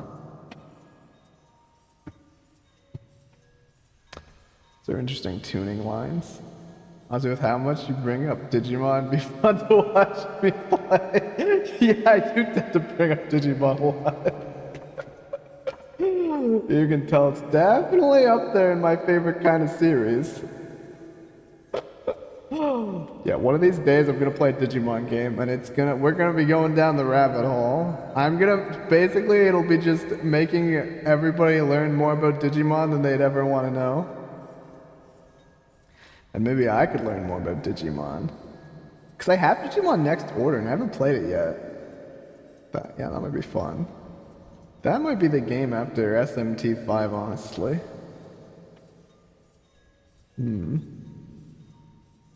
Okay, Isabel, what is your deal with this?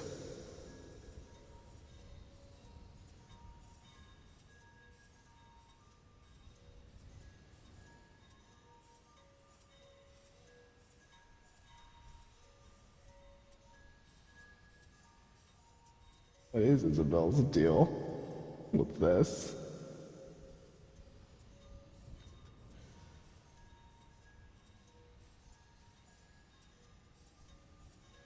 What?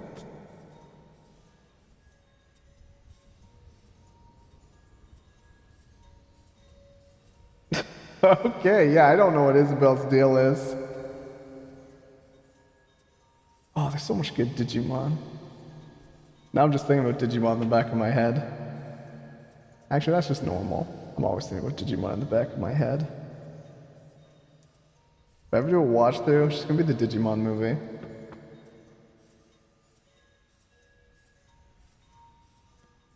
This reminds me of Sergeant Bird in Spyro. So Agent Bird. Why can't I remember? His first name is James.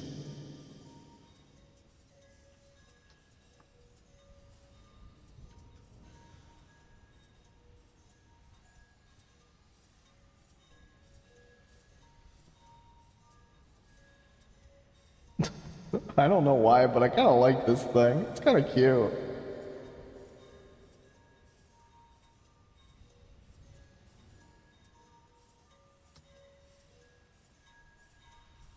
Okay, this is too pigmented. I need to... yeah, there we go. Yeah, I need to desaturate that for sure. Oh, that looks better.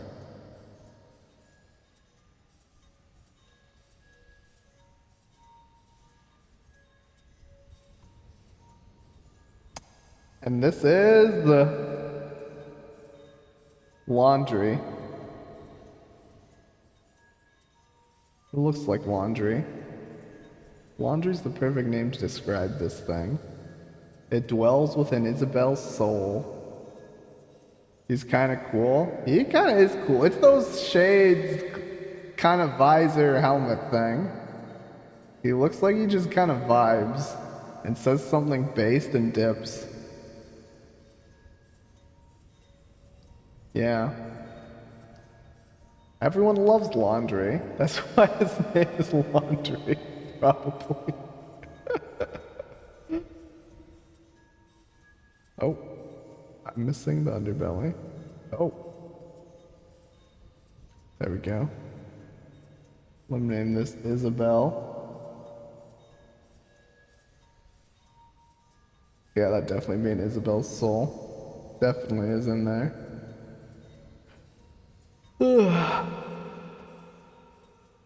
Now, we just sit back and wait for another person to filter in, maybe.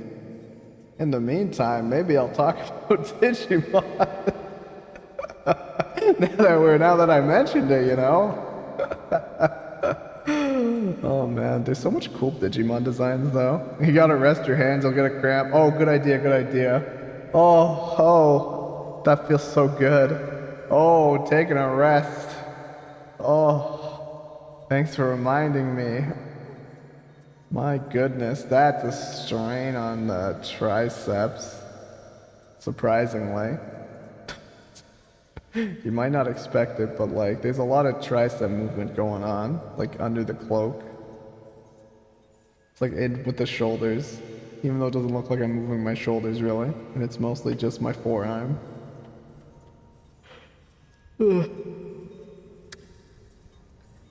Let's see.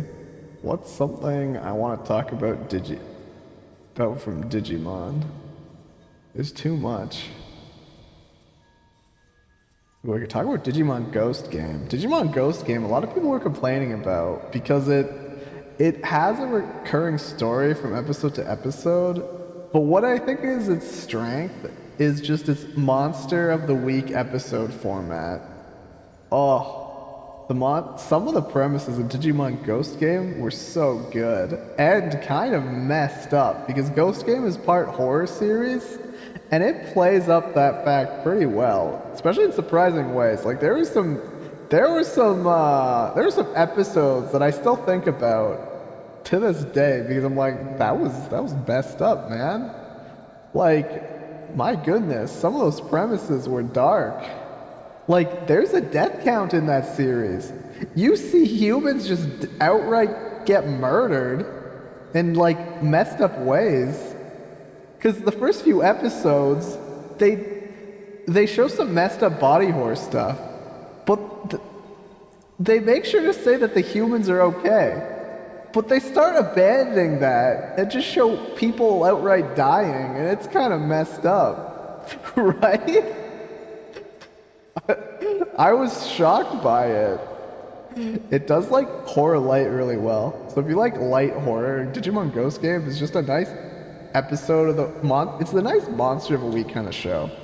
Its weak point would definitely be its recurring plot's kind of slow. But if you watch the show as more of a Monster of the Day premise, kind of like a Goosebumps series, it's really enjoyable. Also, the partner Digimon, some of the best partner Digimon in like a series, because they actually feel like characters. Because they went back to a smaller cast, like in Digimon Tamers, so they could so they could focus on each of the characters and their partner Digimon was great. Like, their partner Digimon had a lot more agency than other series. It was really cool. That's my tangent on Digimon Ghost Game. It does some things that Digimon never did before, and for that, it's a crazy season of Digimon. Honestly, it might be one of my favorites. By the original Adventure, Tamers, and Data Squad. I love Data Squad mainly because I think I've talked about this before, but the fact that the main character has to sock a Digimon in the face to get his Digimon to Digivolve is like the best thing ever. It's so funny, and it just never once gets old to me. He just rocks right up and just fights the Digimon to Digivolve his Digimon. So good. The guy's just punching mega levels that could probably nuke a city, but he somehow just makes them flinch with a punch. It's so good. It's just an insane series. And it's only that character. Like, every other character is just kind of normal, except the main character. He's just insane. It's so good. Ah, yeah, Digimon's wild. Like, the Digimon series, when they do something, they have fun with it. Except Cross Wars. I like Cross Wars. It's goofy. But if only they paid attention to the Digimon levels. Because there's like, Fang Long Long shows up in an episode and just gets destroyed. And he's like one of the most powerful Digimon in lore. And it's just really, it irked me. They just disrespected Fang Longmon like that. Just some bizarre just choices for just Digimon you fought or they Digicrossed with. As long as you go into that series knowing levels don't mean anything, it's way more enjoyable in my opinion. Way more enjoyable. Definitely my least favorite, but I still like it because it's Digimon. Digimon 02, I rewatched it a while ago and oh my, the plot is a mess in it, but boy is it a fun wreck to watch. You can definitely tell there's just a lot of back and forth in the writer's room or production, because stuff was going on in the background of that show. There's a lot of just plot threads that just outright ignored, where it's just kind of interesting. Digimon Tri was like that too, but the problem is they introduced more instead of wrapping them up. It was really interesting. Wait, I forgot about Digimon Tri. That might be one of my least favorites. But there was a few episodes I really liked.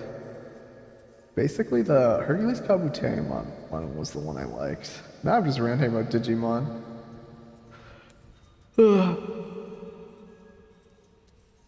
Yeah, I'm definitely gonna play a Digimon game one of these days. I'd play Digimon Survive because Digimon Survive, honestly, I think it just has the best story in Digimon media.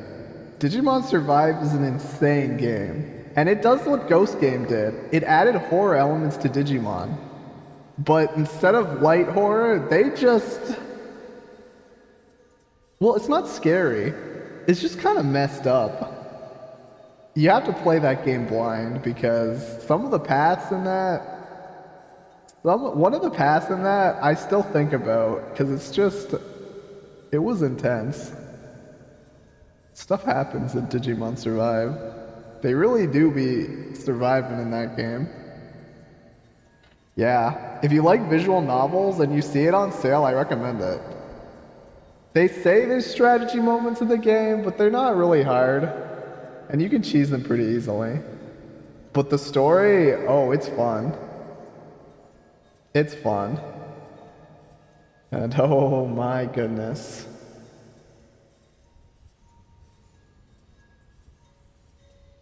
Stuff happens. Stuff really happens. I still remember one of the scenes where I thought they had a formula going, And then they're like, oh, you thought that was the formula. You were wrong. Oh, what a fun Digimon game. I'm someone who likes visual novels, though. Maybe one of these days I'll play a visual novel on stream. But which one to choose? There's too many. Oh, I've never played Doki Doki Literature Club. Maybe I'll try that. And it is on Switch. So it could be really funny.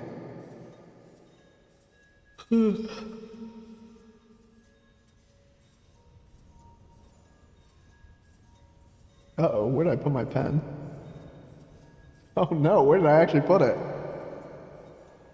Oh, okay. It was under my phone. Doki Doki Literature Club is a pretty good time. Oh, it looks fun. I know it gets dark, but I don't know quite how it gets dark. So I'm kind of excited to try it out. All I know is Monica's insane. That's about it. But I have no idea how it gets there. Yeah, I'm gonna put Doki Doki Literature Club on my in my backlog, so I can actually see it. If you're gonna go. That's cool if you're going in pretty blind. Oh, I love that. I love going into games blind. I'm someone who just appreciates spoiler-free experiences. Although, I'm also lucky where if I get a spoiler, I'll probably forget it after like a month or two, unless it's like a really big one.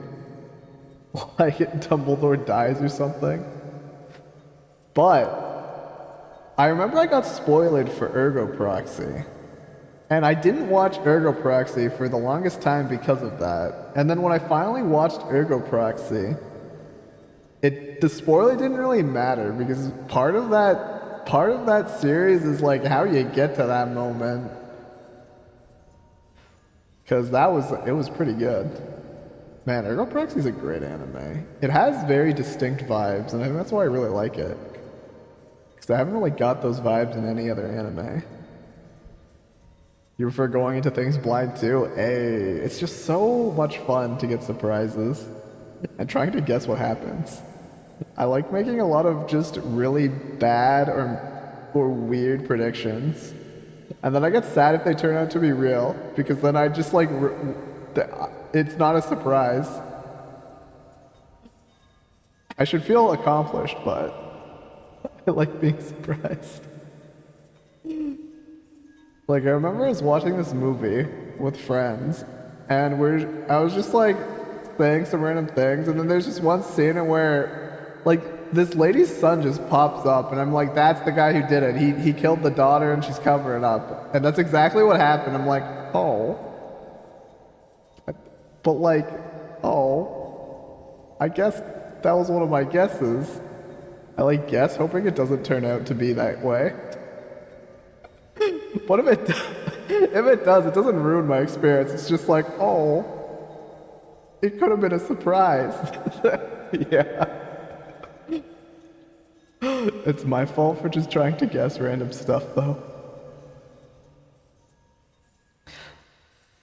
Although, puzzle games or mystery games where the premise or part of the game is to try to guess it, I do enjoy it when I get it right, because that just gives you just serotonin.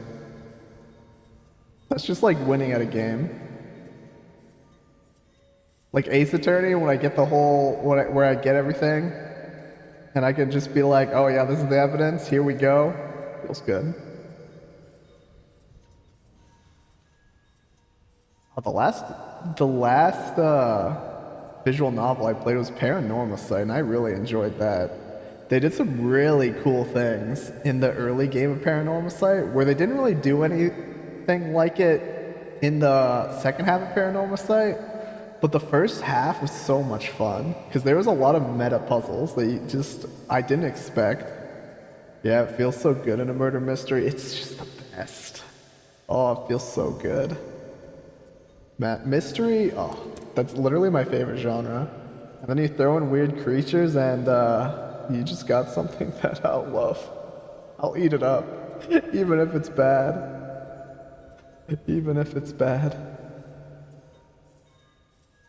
It's like how a 7 out of 10 experience can be like a 10 out of 10 because it just matches your interest.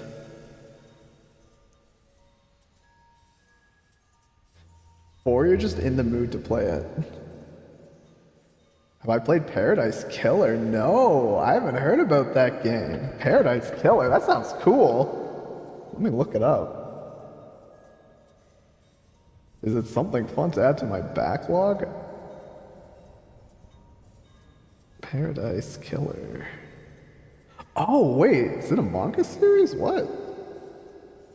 Oh no, Paradise Kiss, it was filling it in. Console game. Ooh, I like the art style.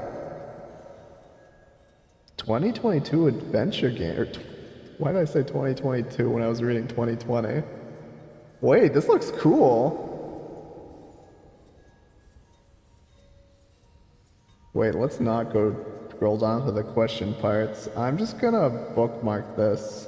Well, on my phone, so I'm gonna screenshot it. There we go. Oh, I'm always down for more mystery games. 5 out of 5 on Amazon, 9 out of 10 on Steam, 81 Metacritic. Ooh. Oh, it's 3D. First 17 minutes. Well, I'm intrigued. It's hard not to sell me on a mystery game.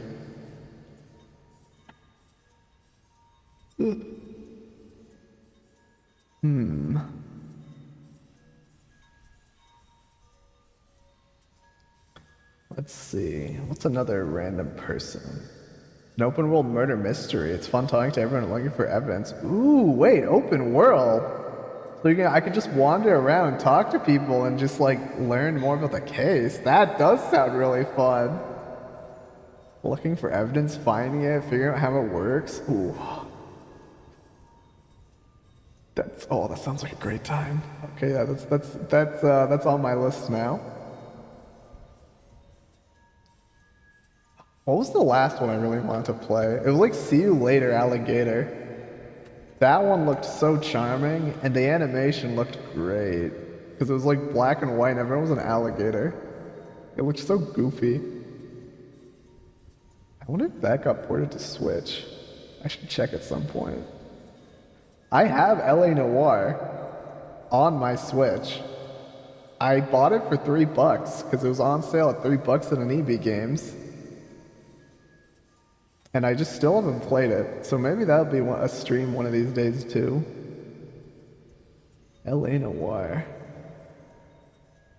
That would give me an excuse to 3D model a Noire outfit. I really want to make a detective hat. I'm gonna make it. I just haven't found a mystery game to bust it out for. Your backlog is so bad too. Oh gosh. Yeah, you and mine both.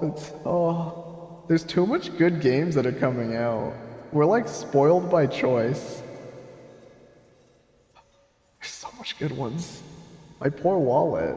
Like, I haven't even got all like the first party Nintendo games I've wanted to. I haven't even bought Fire Emblem Engage yet, and I wanted that game. Oh gosh, now I remembered I haven't got Fire Emblem Engage yet. Oh, my backlog. Because I have games, I have like 20 games right now that I haven't played, that I've bought. Oh gosh.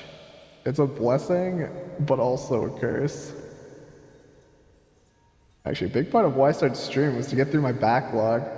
But I've been playing Nuzlocke and just doodling for half of it. Oh, but I have been getting through Shin Megami Tensei 5. Which is nice. Vengeance coming out soon. I want to beat that game before Vengeance, so maybe next week I'm just going to be playing Shin Megami Tensei 5 for like all 3 of the days, because I'm like, I'm free next week. It's great. Yeah, you kind of ignored all your backlog about cassette beasts on sale. That's another game that looks amazing to me. Have you been playing it? I need to buy it. Oh, it looks so good. I love the vibe. Like the cassettes and VHS tape era. That just hits my nostalgia. Yeah, you're having a lot of fun with it so far? Oh, that's so exciting. How are the creature designs? Oh, you're literally the same brain cell there. The creature designs are so good. I saw like a brief snippet of like these special crazy strong ones that are like, they looked so cool. They look so cool. And I don't want to know anymore because I feel like if I look more about those things, I'll get spoilers and I don't want spoilers for them. But I saw like a traffic cone guide too, and that was cute. The designs look so good. I'm glad to see that all of them are like really good. Because I've seen about like 4, which was like were part of the trailer, I think. Cassette Beats is on my list too. Curse you backlog, keep getting longer and longer. Longer and longer and longer.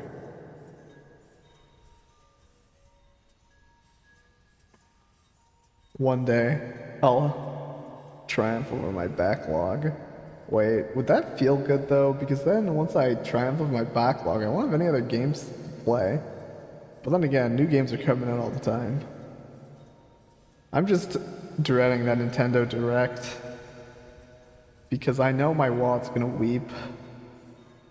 It's probably gonna be out, like they're probably gonna have a Nintendo Direct in the next two weeks. And oh, my poor wallet. My poor wallet. I have Xenoblade Chronicles X now. So if they release Xenoblade Chronicles X as a port for Nintendo Switch, I'm gonna just scream. But like I'll be happy about it. Because you can't really play online anymore with people on the Wii U version. But still. They're super interested to see what the Nintendo Direct will hold. Oh, I can't wait, but I can. Or maybe the Switch's last year, right? I'm really intrigued with the other console. They literally did come out and say that they're gonna reveal it though in the next financial or fiscal year, so we're gonna know soonish. That's one of your favorite games of all time? Wait, what game did I say again? Oh no. What game was I ranting about? Oh, Xenoblade Chronicles X. There we go. Yeah. Memory of a goldfish. I got distracted thinking about the Nintendo Direct again. Oh gosh. It looks... I have it literally now, but like... As soon as I play it, I know they're gonna... I just know they're gonna do it. Because I was literally... on the day I was gonna get Tokyo Mirage Session Sharp FE, they revealed the deluxe edition, so I didn't get the Wii U one of that. I have the Switch one. Oh, I should stream that actually. That's a good one after SMT5. Right?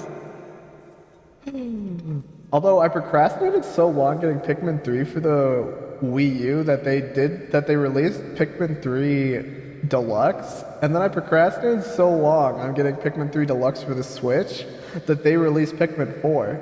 And then I still procrastinated long enough to get Pikmin 3 Deluxe, and the first 2 are on Switch too. So now I still just need to get all the Pikmin on the Switch. Maybe I'll do a Pikmin month where I literally just play all the Pikmin games. Oh, but the first one stresses me out, the time limit. I know people say it doesn't really matter, but like that stresses me out. The time limit's terrifying. It adds horror to the game to me. It's just terrifying.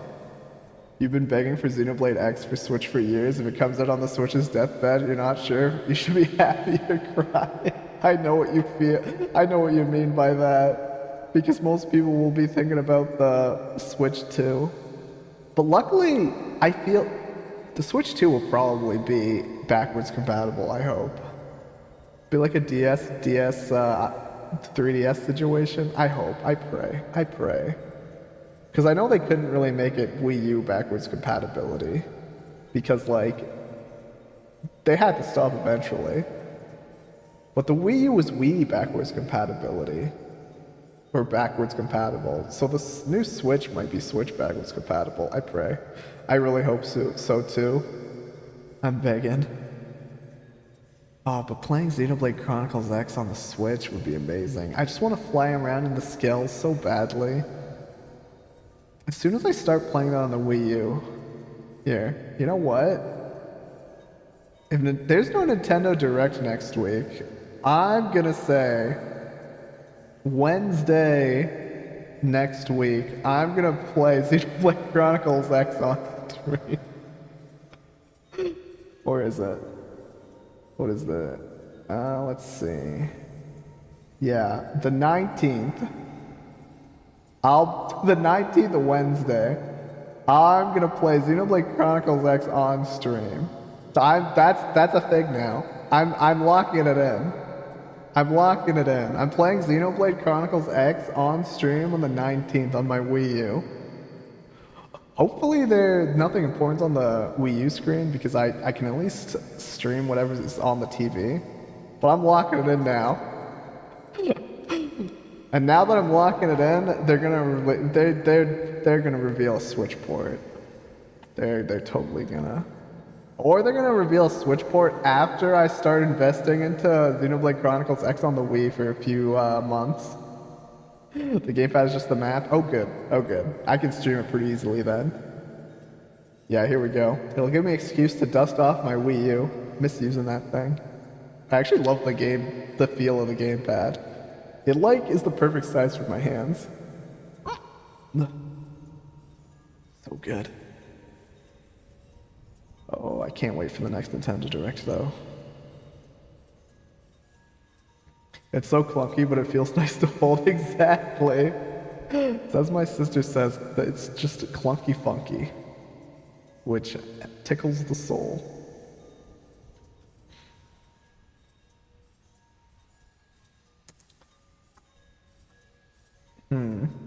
I wonder what... You know what? The Wii U has a soul. Let's draw the creature that dwells in the soul of the Wii U. Here are the lines for it.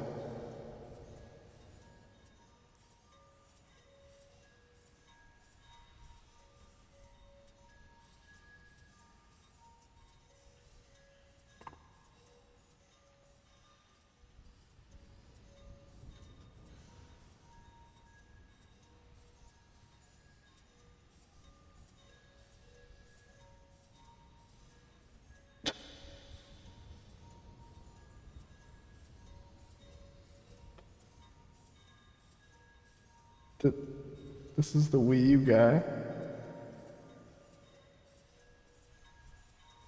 Learning the Wii U isn't dead. Yeah, the Wii U's still alive.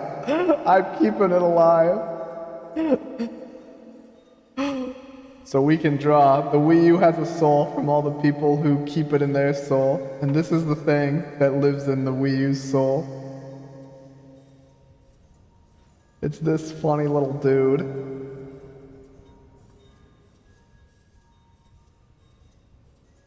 Don't know why he looks like so plant-like. Maybe it's because Flora heals an aching soul, and the Wii U sure is an aching soul, alright. It sure is. One of my favorite quotes in video games, right with pick a god and pray. Flora heals an aching soul. I just heard it so much. Maybe it's Stockholm Syndrome.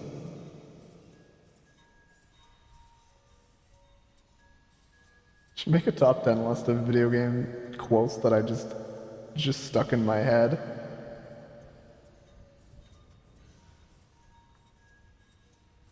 Xenoblade quotes really get stuck in the head, right? I remember, I should remember the soldier from Xenoblade Chronicles 2. It's like, don't forget me. It's so funny. They just say it like so much. Like, shucks, I'm really feeling it. I've got a good rhythm going. Iconic. Oh, it's rhyme time, baby. Something like that. So much good quotes. Here we go. This is the thing that lives in the Wii U's soul. The Wii U developed this soul because of all the people keeping it alive in their hearts. And its name is Clarabelle. Yep. Beautiful. What a beautiful creature.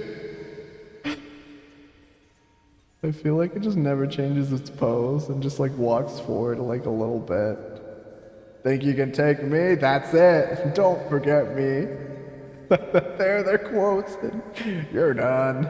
That was a really bad impression there. I was like gonna do it, but then I decided midway not to, and then that just didn't mix well.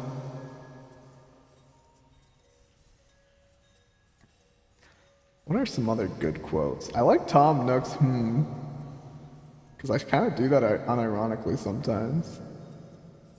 Go, yes, or yes,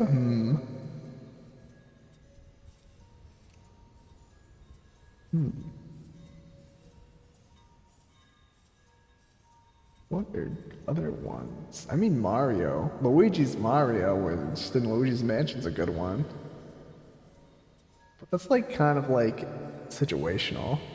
Start saying thanks so much because of Tom Nook. He's just so, it's just the way he says things. It's so... Wait, what word was I trying to find? So it's just easy to take on yourself. We all want to be Tom Nook. Rich, can afford houses.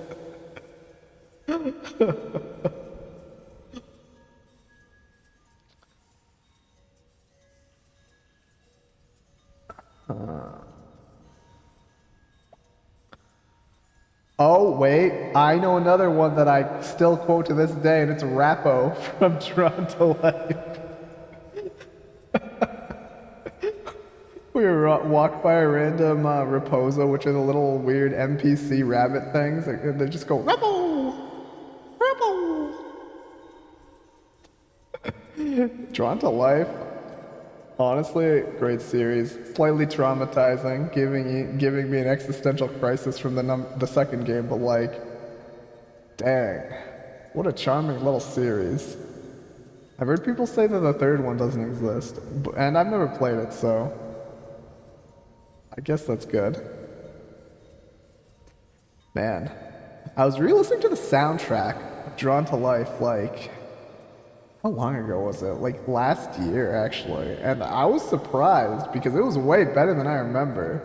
It's because I remember there being some songs with lyrics in it. And when I re-listened to them, I'm like, oh wow, these lyric songs are way better than I remember. I started like almost tearing up from nostalgia. I was like, oh, this is rude. I'm getting all the Drawn to Life feels again. Yeah, Rappo's definitely one of them. Oh, and in Magical Melody, whenever you get a thing, they say lucky, but I always thought it said ducky. So it'd be like, ducky? Or when they pet the horse and they're like, there. I do that to this day, where I just say, there to people. You don't think you've ever finished the first game? Think you got stuck as a kid? Yeah, there's some wonky stuff in those games, but super charming. The first game ends kind of bittersweet, but it's like a nice end. Second game ends just depressing. Like, yeah, depressing. It makes you think. There's some messed up things too. Like the mother. Stuff happens in Drawn to Life too. First game's just like a cute little like light love story in a way. Between like Mary and Joey. I used to say Joey, but I'm pretty sure it's Joey now. Betting quotes on Adventure 2 shotgun. Yeah. The Yosh. It's so good. That's a good one. That's a great one actually. Oh, I miss the Chow Garden. I really miss them. Someday. I had hope for them appearing in Shadow times Sonic Generations because they were on the poster or the box art. But I think they confirmed they're not in the game. But maybe there still will be. Maybe. Maybe we can Yosh. I can hear that in Tails' voice.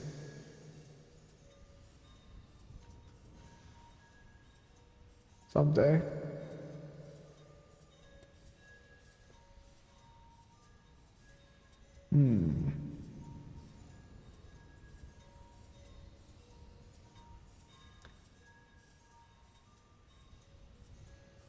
I should think of a name.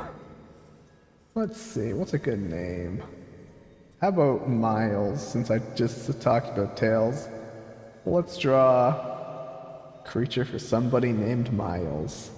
We're tuning in. These are the lines for someone named Miles.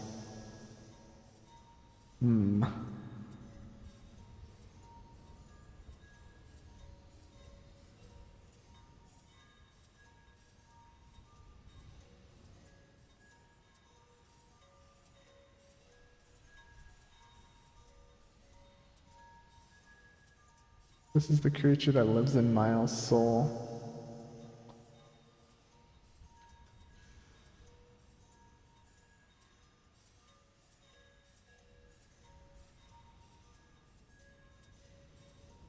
Has a pattern.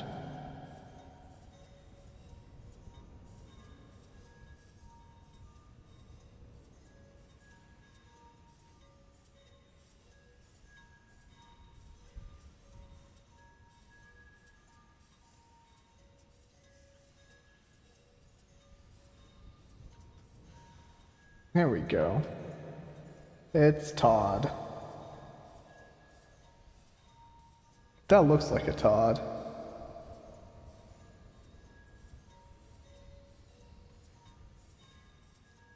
And it's blue. Dabba-dee-dabba-doo. This kind of looks like a Kirby enemy, actually.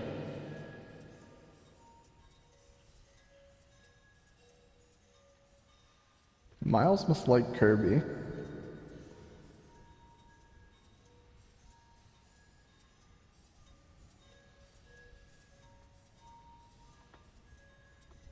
There we go. I like Todd. He's funny. He looks like a chill enemy. Where if you just like jump over him, let's try to swipe you out with his tail. Yeah, funny fella. He just sits, and then if you jump over him, just whack. Because you block the sun, and he's sunbathing. That's the only reason. And he doesn't think it's like Kirby or anything, he just thinks it's like a bug or something. There we go. Yeah, this Miles person must really like Kirby. There they go.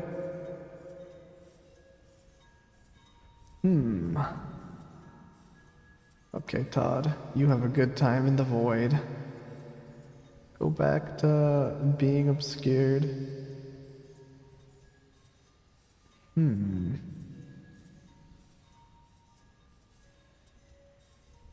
Wait a minute. We did draw Mario and Luigi. Why don't we draw the creature in Sonic's skull? Since we technically said Mario has one. So this is for Sonic. And we'll also draw shadows. Oh. Whoops. There we go. Then...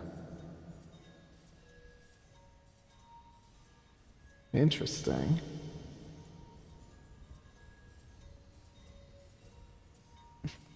You're gonna get Sonato Gens? The ship name. I mean, it is Sonic Time Shadow, so... Oh, those jokes are so good. I probably will. Like, I technically never had the original Sonic Generations, and I always wanted it. I had to get the 3DS version because I didn't have an Xbox or a PlayStation 3. So I was just sitting there, Sonic Generations lists, Well, I mean, I had the 3DS version, but I was just looking at envy at the people who could play it on their consoles. So I'm like getting it just so I can play Sonic Generations. And being able to enjoy Shadow Generations is just a very big perk. A very big perk. 'Cause that part looks so good. They literally did do the just Bowser's Fury of Sonic with that. It looks so good. It's making like the inner edgy 13-year-old in me just super happy. It's great. So glad we're back to a time where everyone agrees Shadows is cool again. Right? Oh, it's been so long. Because it used to be the coolest thing. And then everybody started getting into like cringe culture. And then he was just cringy. But now everyone can admit that he's just cool. It's the best timeline, honestly. Well, it's not really the best timeline, but like for Shadow it is right now. For Shadow it definitely is right now. Oh, I can't wait for that.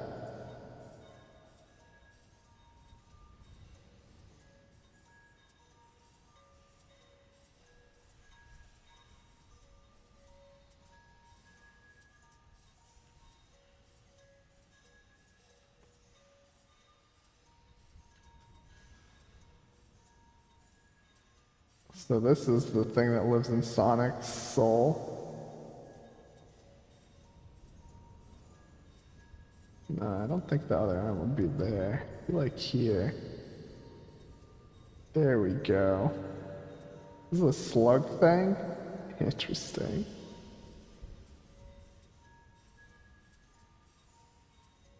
There we go. Beautiful. You do have it on Steam, but you may as well wait now. Can't wait to. Didn't play original Generations either. Oh, yes, someone in the same camp as me. Now we can see. Everyone can enjoy Generations now, and then we just get Shadow as a perk. Really big perk, like I said, but I'm so excited. Oh, you have the original on Steam. But you might as well wait now. Yeah, you really might as well wait now. Because I feel like well, actually, they might bungle some of the Generations levels over. But I believe in Sonic Team. They got this. They got this. Because I heard there was some controversy with the Colors port or remaster, but like everything from this game looks like it's been going pretty good.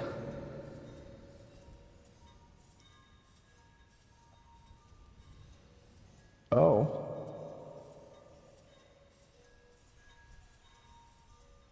Okay. That's black. You'd think this would be what's in Shadow's soul, but no, this is Sonic's.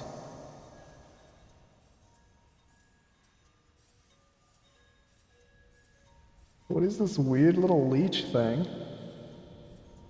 It's like a slug.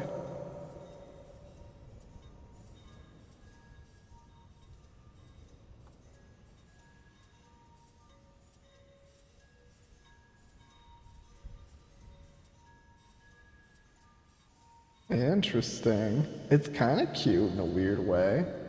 Looks like it looks like it's going wee, and it's like doing a flip though. So it's kind of cute. So this is the creature that dwells in Sonic's soul. It is Terry. He looks like a Terry. Okay, Terry. Let's draw what's in Shadow's soul now. This is Sonado. Another UML feeling fella, you think? Yeah, I could see that. Especially because we don't really have much slug things in Endless Ocean. The weird thing that like does a bunch of loops with its mouth like going wah wah wah wah wah. It could be like it's filtering the water as it flows or swims through the environment. Here we go. Okay, Shadow. Give me your. These are the lines.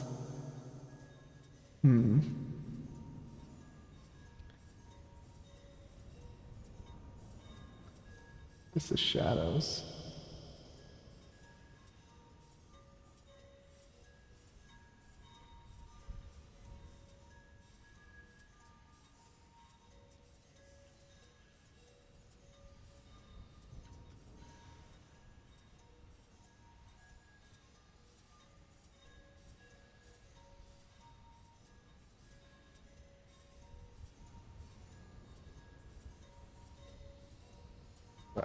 Yeah, this is totally shadows.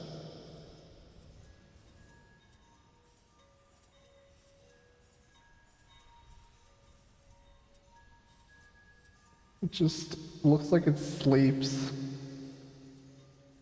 and uses and holds its fluffy tail.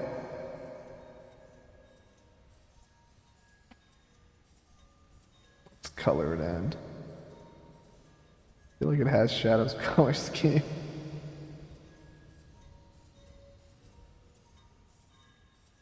Here we go.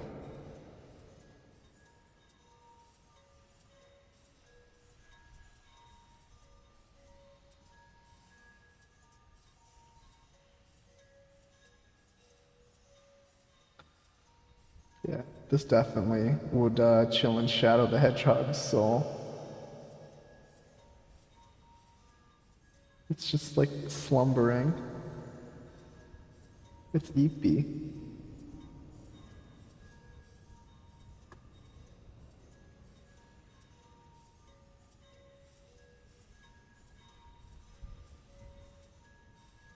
It does look really peaceful, honestly. Just slumbering, chilling in Shadow's soul. His Shadow's soul must be really comfortable, actually, if it can, like, look like that. That checks out. As much as a mess it is from trauma, I guess he has a tranquility to him. Checks out. And its name is...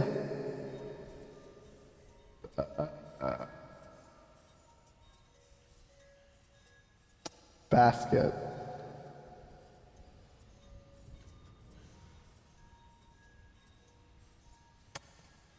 So peaceful looking. That's gonna be me today when I try to sleep. And it's gonna be, wait, how long has it been? Oh, how's it already been 2 hours and 46 minutes? Jeez. I have at least 40 minutes left of doodling random things or just talking about video games. Okay, let's hide you. There we go. Shadow the Hedgehog. A nice, peaceful little buddy.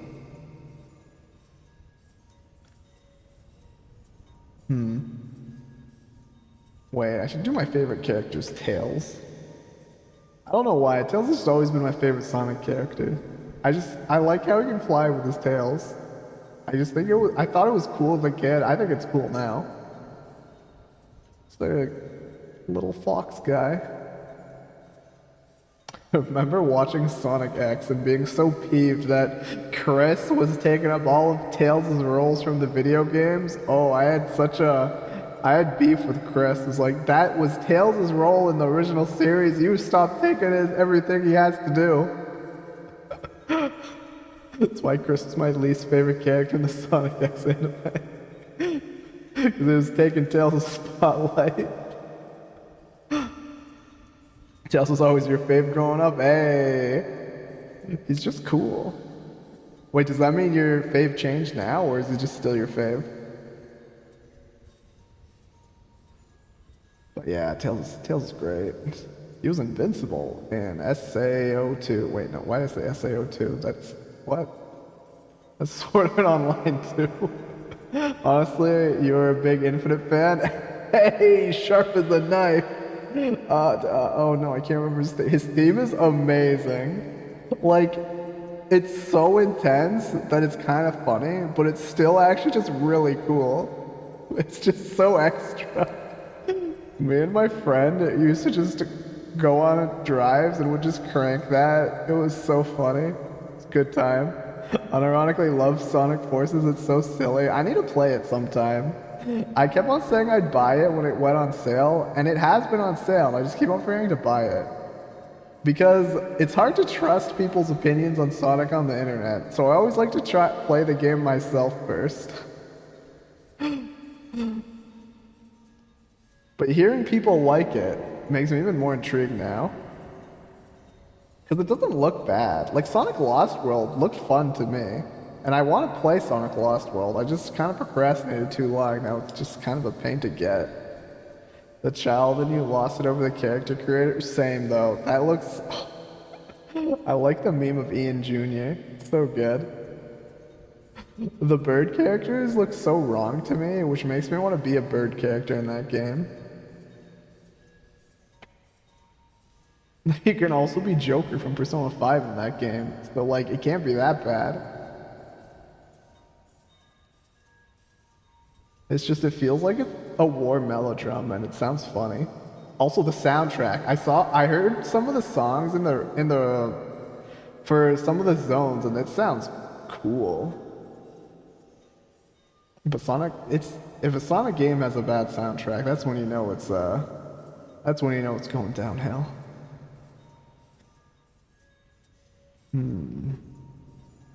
Okay, Tails. Let's draw it.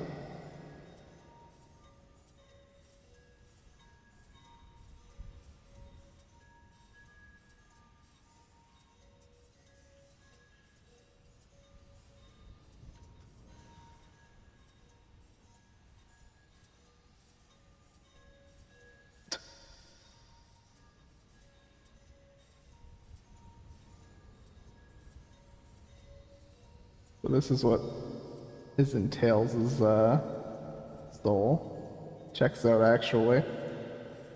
No, this is good. Vector, that's why it's called War. That quote, that's such a good meme. Like, some of the quotes in that game, Knuckles is so serious, it's so funny. Yeah, definitely, I need to play that game at some point.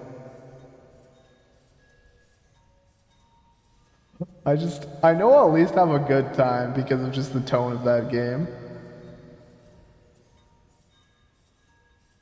I feel like they tried to capture Sonic's edge that he had back in kind of Adventure Time where it was more counterculture-y. But they kind of went like really hard into it where they just kind of made it really funny. And like enjoyable in a different way that they intended.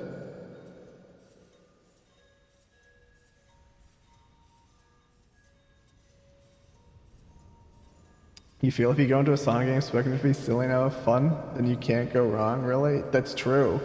Honestly, that's true for a lot of games, though. Like, if you're just expecting a good old silly time, you'll probably have a good silly time.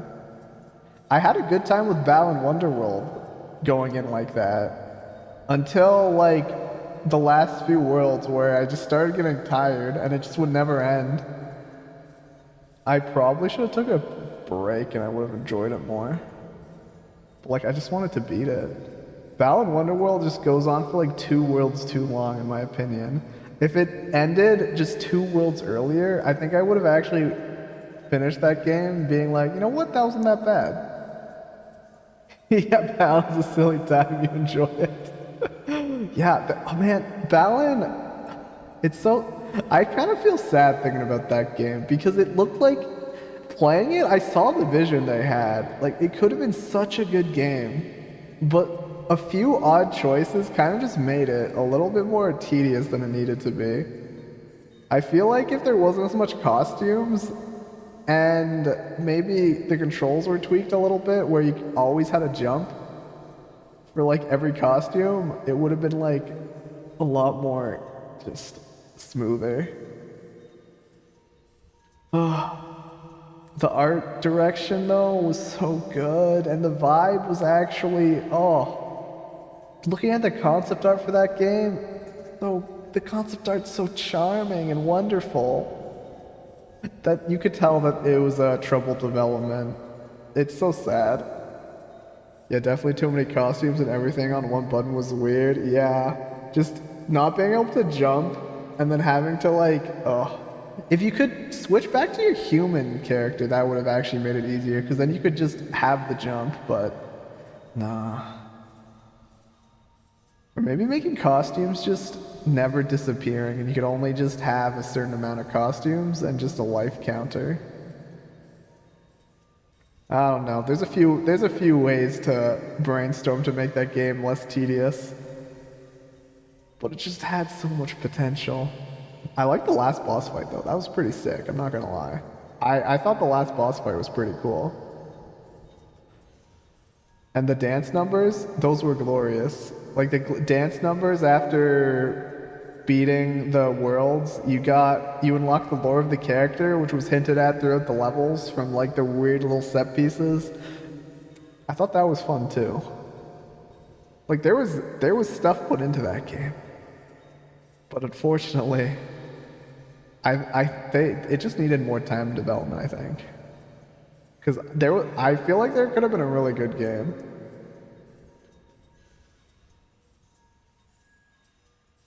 But like I wouldn't call it horrible. I just call it flawed.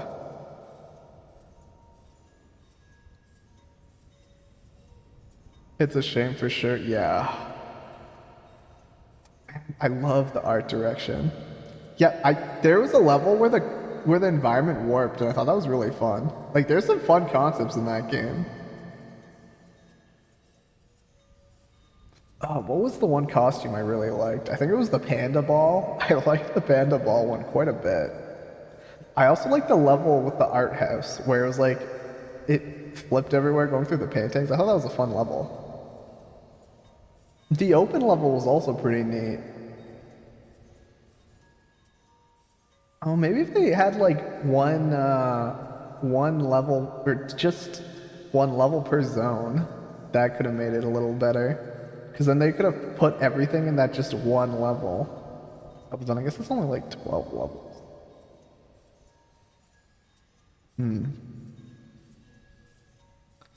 Yeah. I'd probably have to try playing that very slowly. So that would probably make it more enjoyable. Instead of trying to just finish it. That hurt. Okay.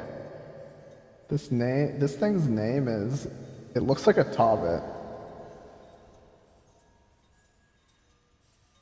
It just looks like a Tobbit. It lives in Tails' soul, looks kind of like a rabbit. This thing is just a Tobbit.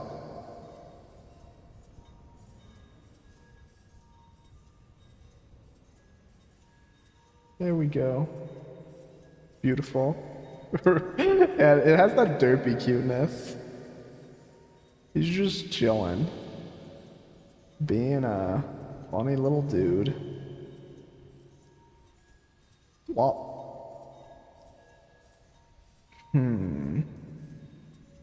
let's see. What's like an actual person? I can think of another celebrity. Maybe. Maybe I can think of another celebrity. Jack Black. Wow. I was thinking Jack Black Mario movie, but like when you think of Mario, there's one actor that comes to mind, am I right? Okay, this lives in Chris Pratt's soul. This is the beast that dwells within Chris Pratt's soul, right here, right now. Who's gonna quote the Naruto theme song? Chris Pratt, exactly. We're drawing the Chris Pratt soul creature.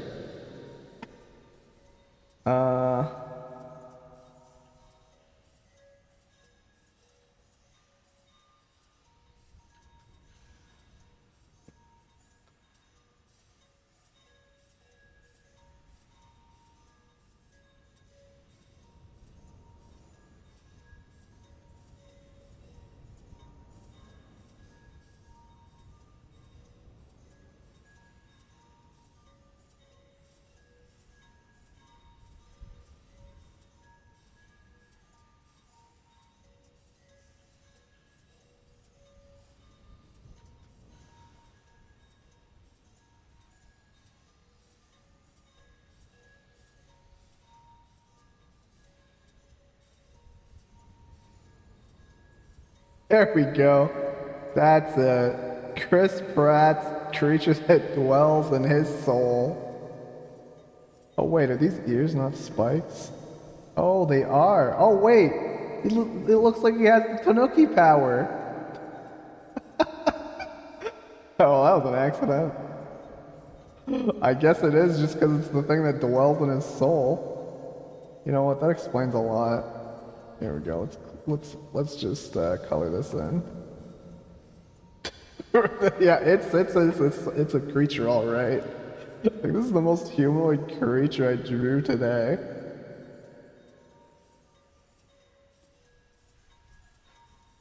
And of course, it's for Chris Pratt. Kind of, no, that was not skin color, but I'll go with it.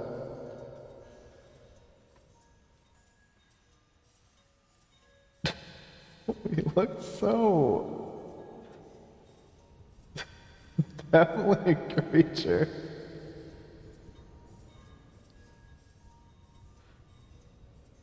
I don't know how to describe this creature.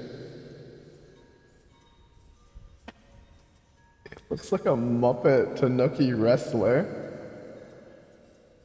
Okay, what's its name? Let me try to, here we go. Let's think about this. Its name is Gladstone. Yeah, this looks like a creature you'd find in Chris Pratt's soul. It's dwelling in there, and it's dwelling in there hard. Yeah. I feel like it suplexes all the other creatures. It's just like, I'm the best. Gladstone.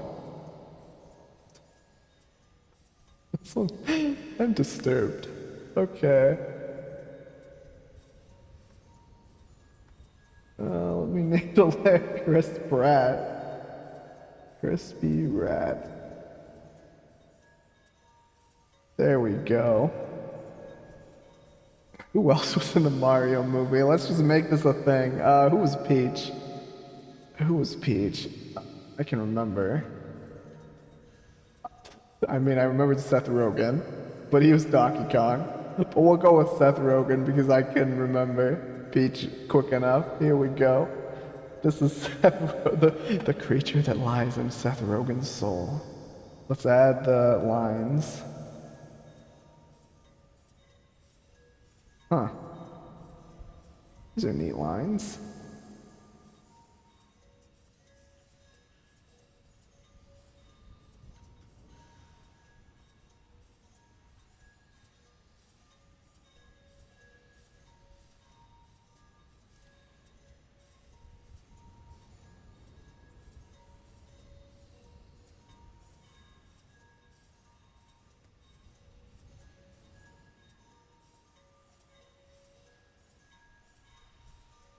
Interesting.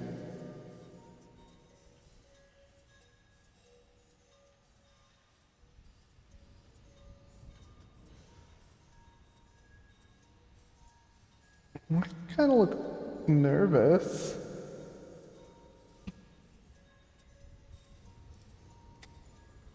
Its little hands. Because it's like holding on to like the little bit there. Yeah, it looks nervous. Why is it kind of cute in a way? Just flies around being like, oh boy, I'm sad.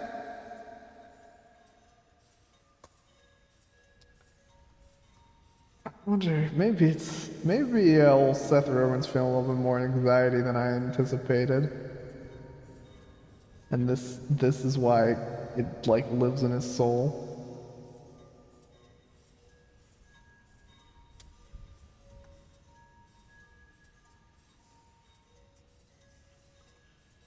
Oh, it's a really bright pink, but okay.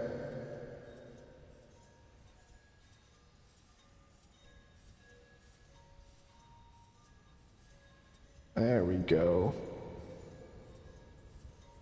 His name is Felix. It's adorable. We love Felix. Okay, who's Princess Peach again? I can remember. Okay, let me think. Bowser, Jack Black, Chris Pratt, Mario. I'm literally just thinking about back to that Nintendo Direct where they showed all the actors and the pictures. I'm just trying to remember.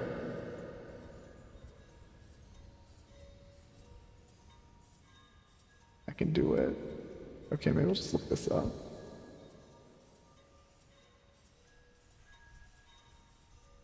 That direct was kind of wild. It was. As soon as I saw it, I feel like I got like psychic damage because I just was not expecting that cast list at all. Like it hurt. I was just thinking about it after being like, what? What? That cast was not anything I was expecting. It was great. It was like the biggest surprise. Yo, Seth Rogen. There we go. Anya Taylor-Joy. I looked it up.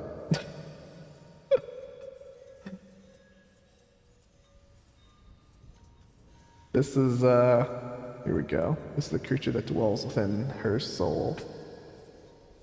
Wop, wop, wop. Interesting. Just 3 straight lines. We all knew for so long was Chris Pratt and whoever else they told us, right? It was wild.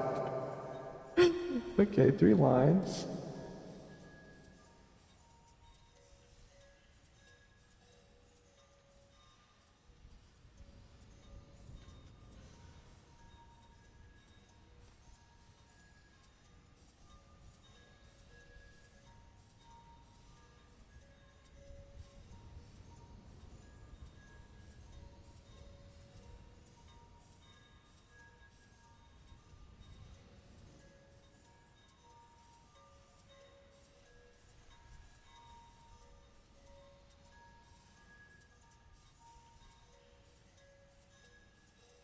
There we go.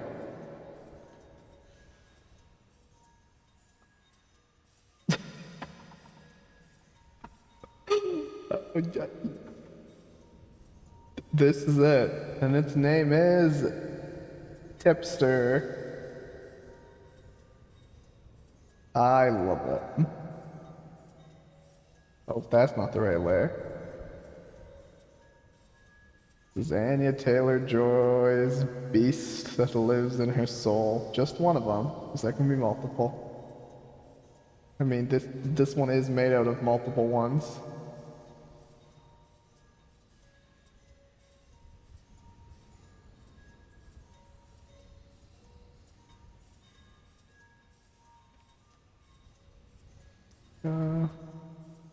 It's a redhead. Why not? Oh, why do these look like gummy worms now? Because they are gummy-ish worms now. I wonder if she likes gummy worms. Maybe that's it.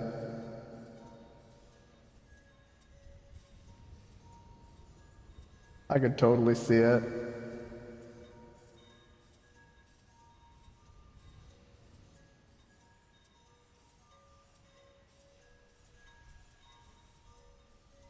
Wait, I kind of like them. They're kind of funny. I like Tipster.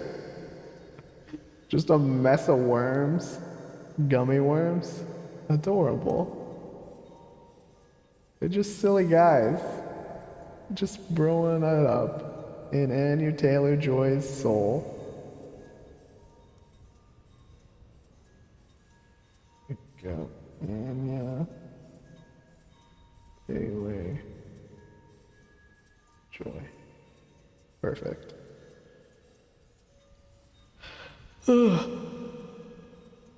My arms are getting tired. There we go. Let's see, it's 12:08 a.m. Oh my goodness.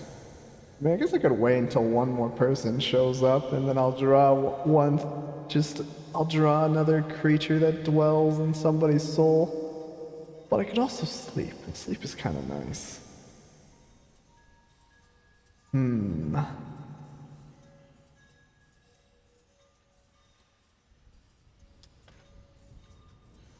mean, I could just chill here. It's been nice just chilling and chatting. Sleep is recommended if you're tired.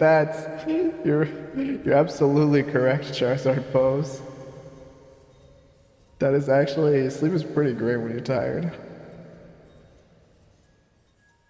I mean, I did go for 3 hours. That's pretty good. But it's usually longer than a doodle stream. Actually, it usually is the same amount of a doodle stream. And I did draw like 4 viewers creatures, so that's a win for me. Okay, let's draw one more thing. Let me think.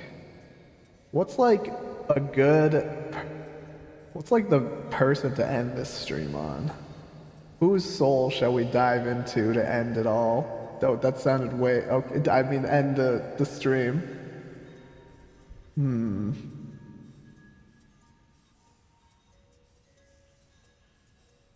Still love you, creature. A good funny fella. Yeah, where are they? Oh, we'll go through everybody now, actually. Here we go. Here's mine. Oh, wait. Oh, passes at 0. Here we go. We got old Deli. Deli's... Oh, he's just so weird. I love him.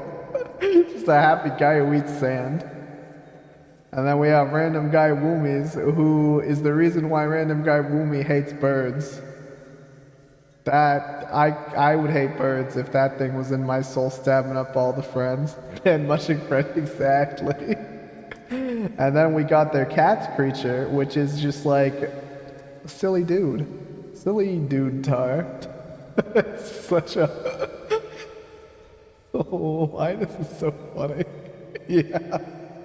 And then we have Luigi's Gazpacho. I forgot about this guy. It's horrifying. This is, yeah, only this could be in Luigi's soul. Then we got Mario's, which is 0 opacity. Slippy, this is actually kind of cute. Right? Such a weird elephant thing. It doesn't have arms, it just hops around. Kind of disturbing, but it's cute in a weird way. Yeah, it is a puppy thing. It's cute. It just looks like it rolls around. Random Guy Woomy said that's not a tongue though, it's just a red tooth, and like, I could believe that. Then we got Techmites, which is Iggy. I actually like this guy. Iggy's like actually funny. Cute. Just floats around. And then we have yours, Tulipy, which is, Tulipy looks like a in-training Digimon or a baby Digimon. It could turn into something really cool. Like this thing looks like it could digivolve into like a crazy creature. You got a good one. We saw a cool creature in your soul today. And then we have a Goomba. Oh, past is 0. Albatross. I forgot about this guy. Why does he look like that? Okay, goodbye, Albatross. Oh yes, and then Paul. I don't know who Paul is, but this is Sal's in their soul. Chilling, having a good time. Having a great time. And then we got Melty Metroid, which is Charlotte. Wait, Charlotte's actually pretty great. I forgot about Charlotte.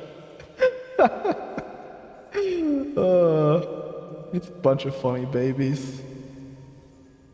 Okay, Charlotte. And then we got Macarons, which is, I remember being pretty funny. Oh yeah, Bartholomew. We love Bartholomew. And then this is what I said was for Macaron's sister, just Spoingy. It looks Spoingy. Weird frog thing.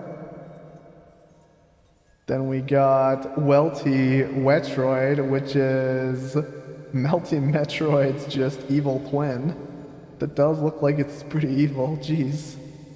Oh, and then Shinkai's hot turkey. I forgot about that. The guy who directed Your Name. That's what's living in his soul. Then Chaniel, good old, just literally good at everything. He has a fish friend. Then we got Jack Black, which is, I don't know how to read it. Like it could be like, that's a weird hat, and the bottom is like, the bottom is like a tentacle mouth. Or it could be like, the mouth is the green part. Printempo scares me. Got Justin Trudeau's Dolores. Yeah, it says a lot about Justin Trudeau. The range is so funny. Yeah, the green part looks like the mouth to you. Yeah, it really does. Oh, that's Dolores again. Yeah, it's disturbing. Jack Black's soul is a complicated place. Then we got, yeah, Dolores just says all you need to know about Justin Trudeau, honestly. It's a hand coming out of a face shell. I have no idea what that means. Oh, and then here's the cop that apparently pulled over Melty Metroid, Turpentine, which is just like a snake serpent that is robotized. Yeah, the range is a really weird garb. Okay, this is for someone named Deborah. This is yours, Deborah. You look like there's some anger in your soul. Then we got Jeff. This is for Jeff, who also seems to be pretty angry because Sherbert does not look like they're having a good time. And then Tom Nook, who has a dingo in his soul. So weird. Isabella's laundry, which actually kind of cute. It reminds me of something. I just can't put my finger on it, but it's cute. And then the Wii U's Clarabelle. Iconic. And then some person named Miles. They got Todd. And you know what? I wish Todd was in my soul. Todd looks like just a great thing. I like Todd. Then Sonic, which is Terry. Terry's kind of cute. And then we have Shadow with Basket. Right, Todd looks so chill. Basket is the most chill though. This thing is just at peace in Shadow's soul. I mean, wouldn't we all be? Rest in peace, but not like Death Basket. Then we got Tobbit. I like Tobbit. It's just Tobbit. Then Chris Pratt's Gladstone. Why does he look like that?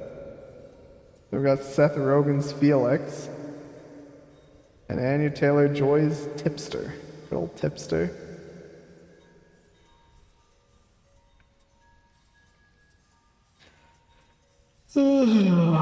Wait, actually, I drew a lot. I drew a lot of weird little random guys. What the? 1, 2, 3, 4, 5, 6, 7, 8, 9, 10, 11, 12, 13, 14, 15, 16, 17, 18, 19, 20, 21, 22, 23, 24, 25, 26, 27, 28, 29, 30. Wait, did I just... Wait. It's exactly 30. I drew a lot of doodles, jeez. It's because they're like... It's because these ones are literally like, kind of more so like really doodly doodles that they're not as detailed as like other drawings that I could just go ham. It's fun. Okay, let's draw one last one. I'll just... This is for you, and you know who you are.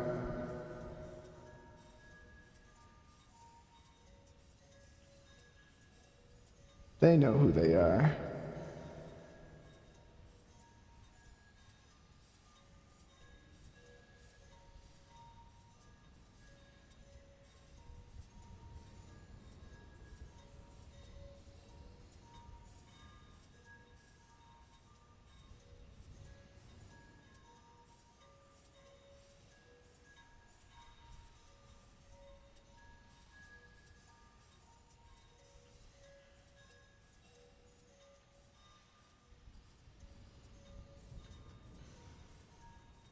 That's their tail.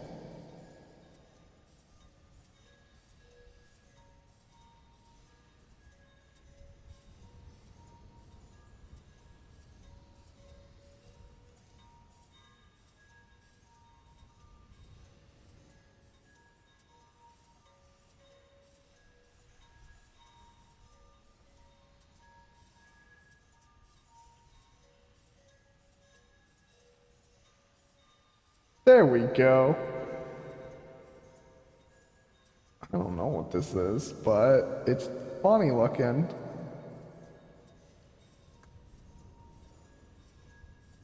Let's just color it in red.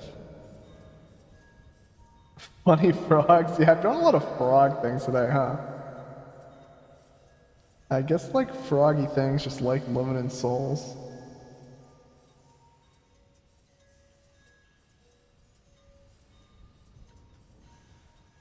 It's a very froggy society right now. We all live in a froggy society.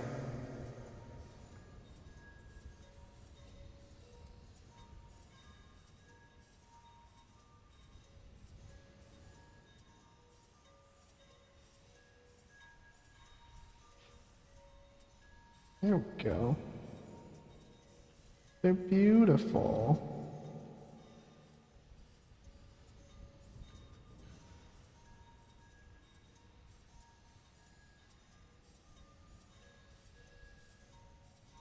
Then their eyes can be green. So you accept all the frogs into your soul, you love them, and that's good taste.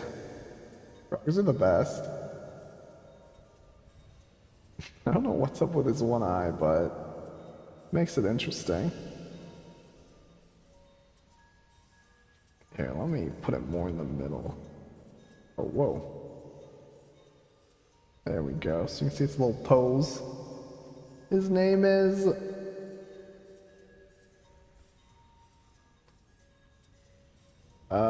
let's see.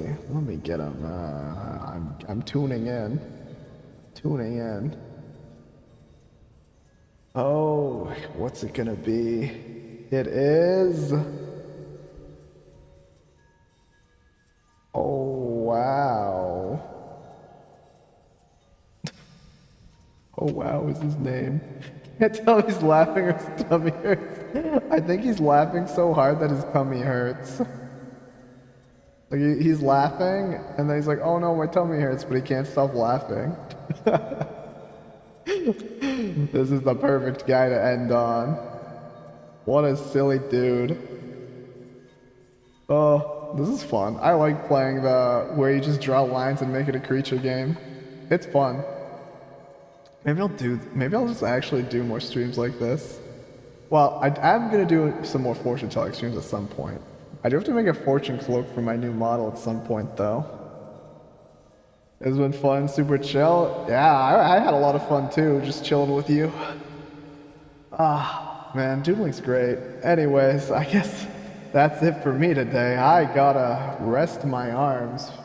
It's been tired, and I'm like, this glowing cloak is heating up. Oh, I can't wait to use my new model because I like it way better. And I've just been lazy and procrastinating on doing like something really simple, which was actually just background music for the new opening and ending screen that I was procrastinating on. So I'll get that done by Friday. Anyways, I hope you have a great night, Charizard Pose, and everyone else does too. Night. I'll get some rest, and I hope you get some rest too. Sweet dreams. Peace.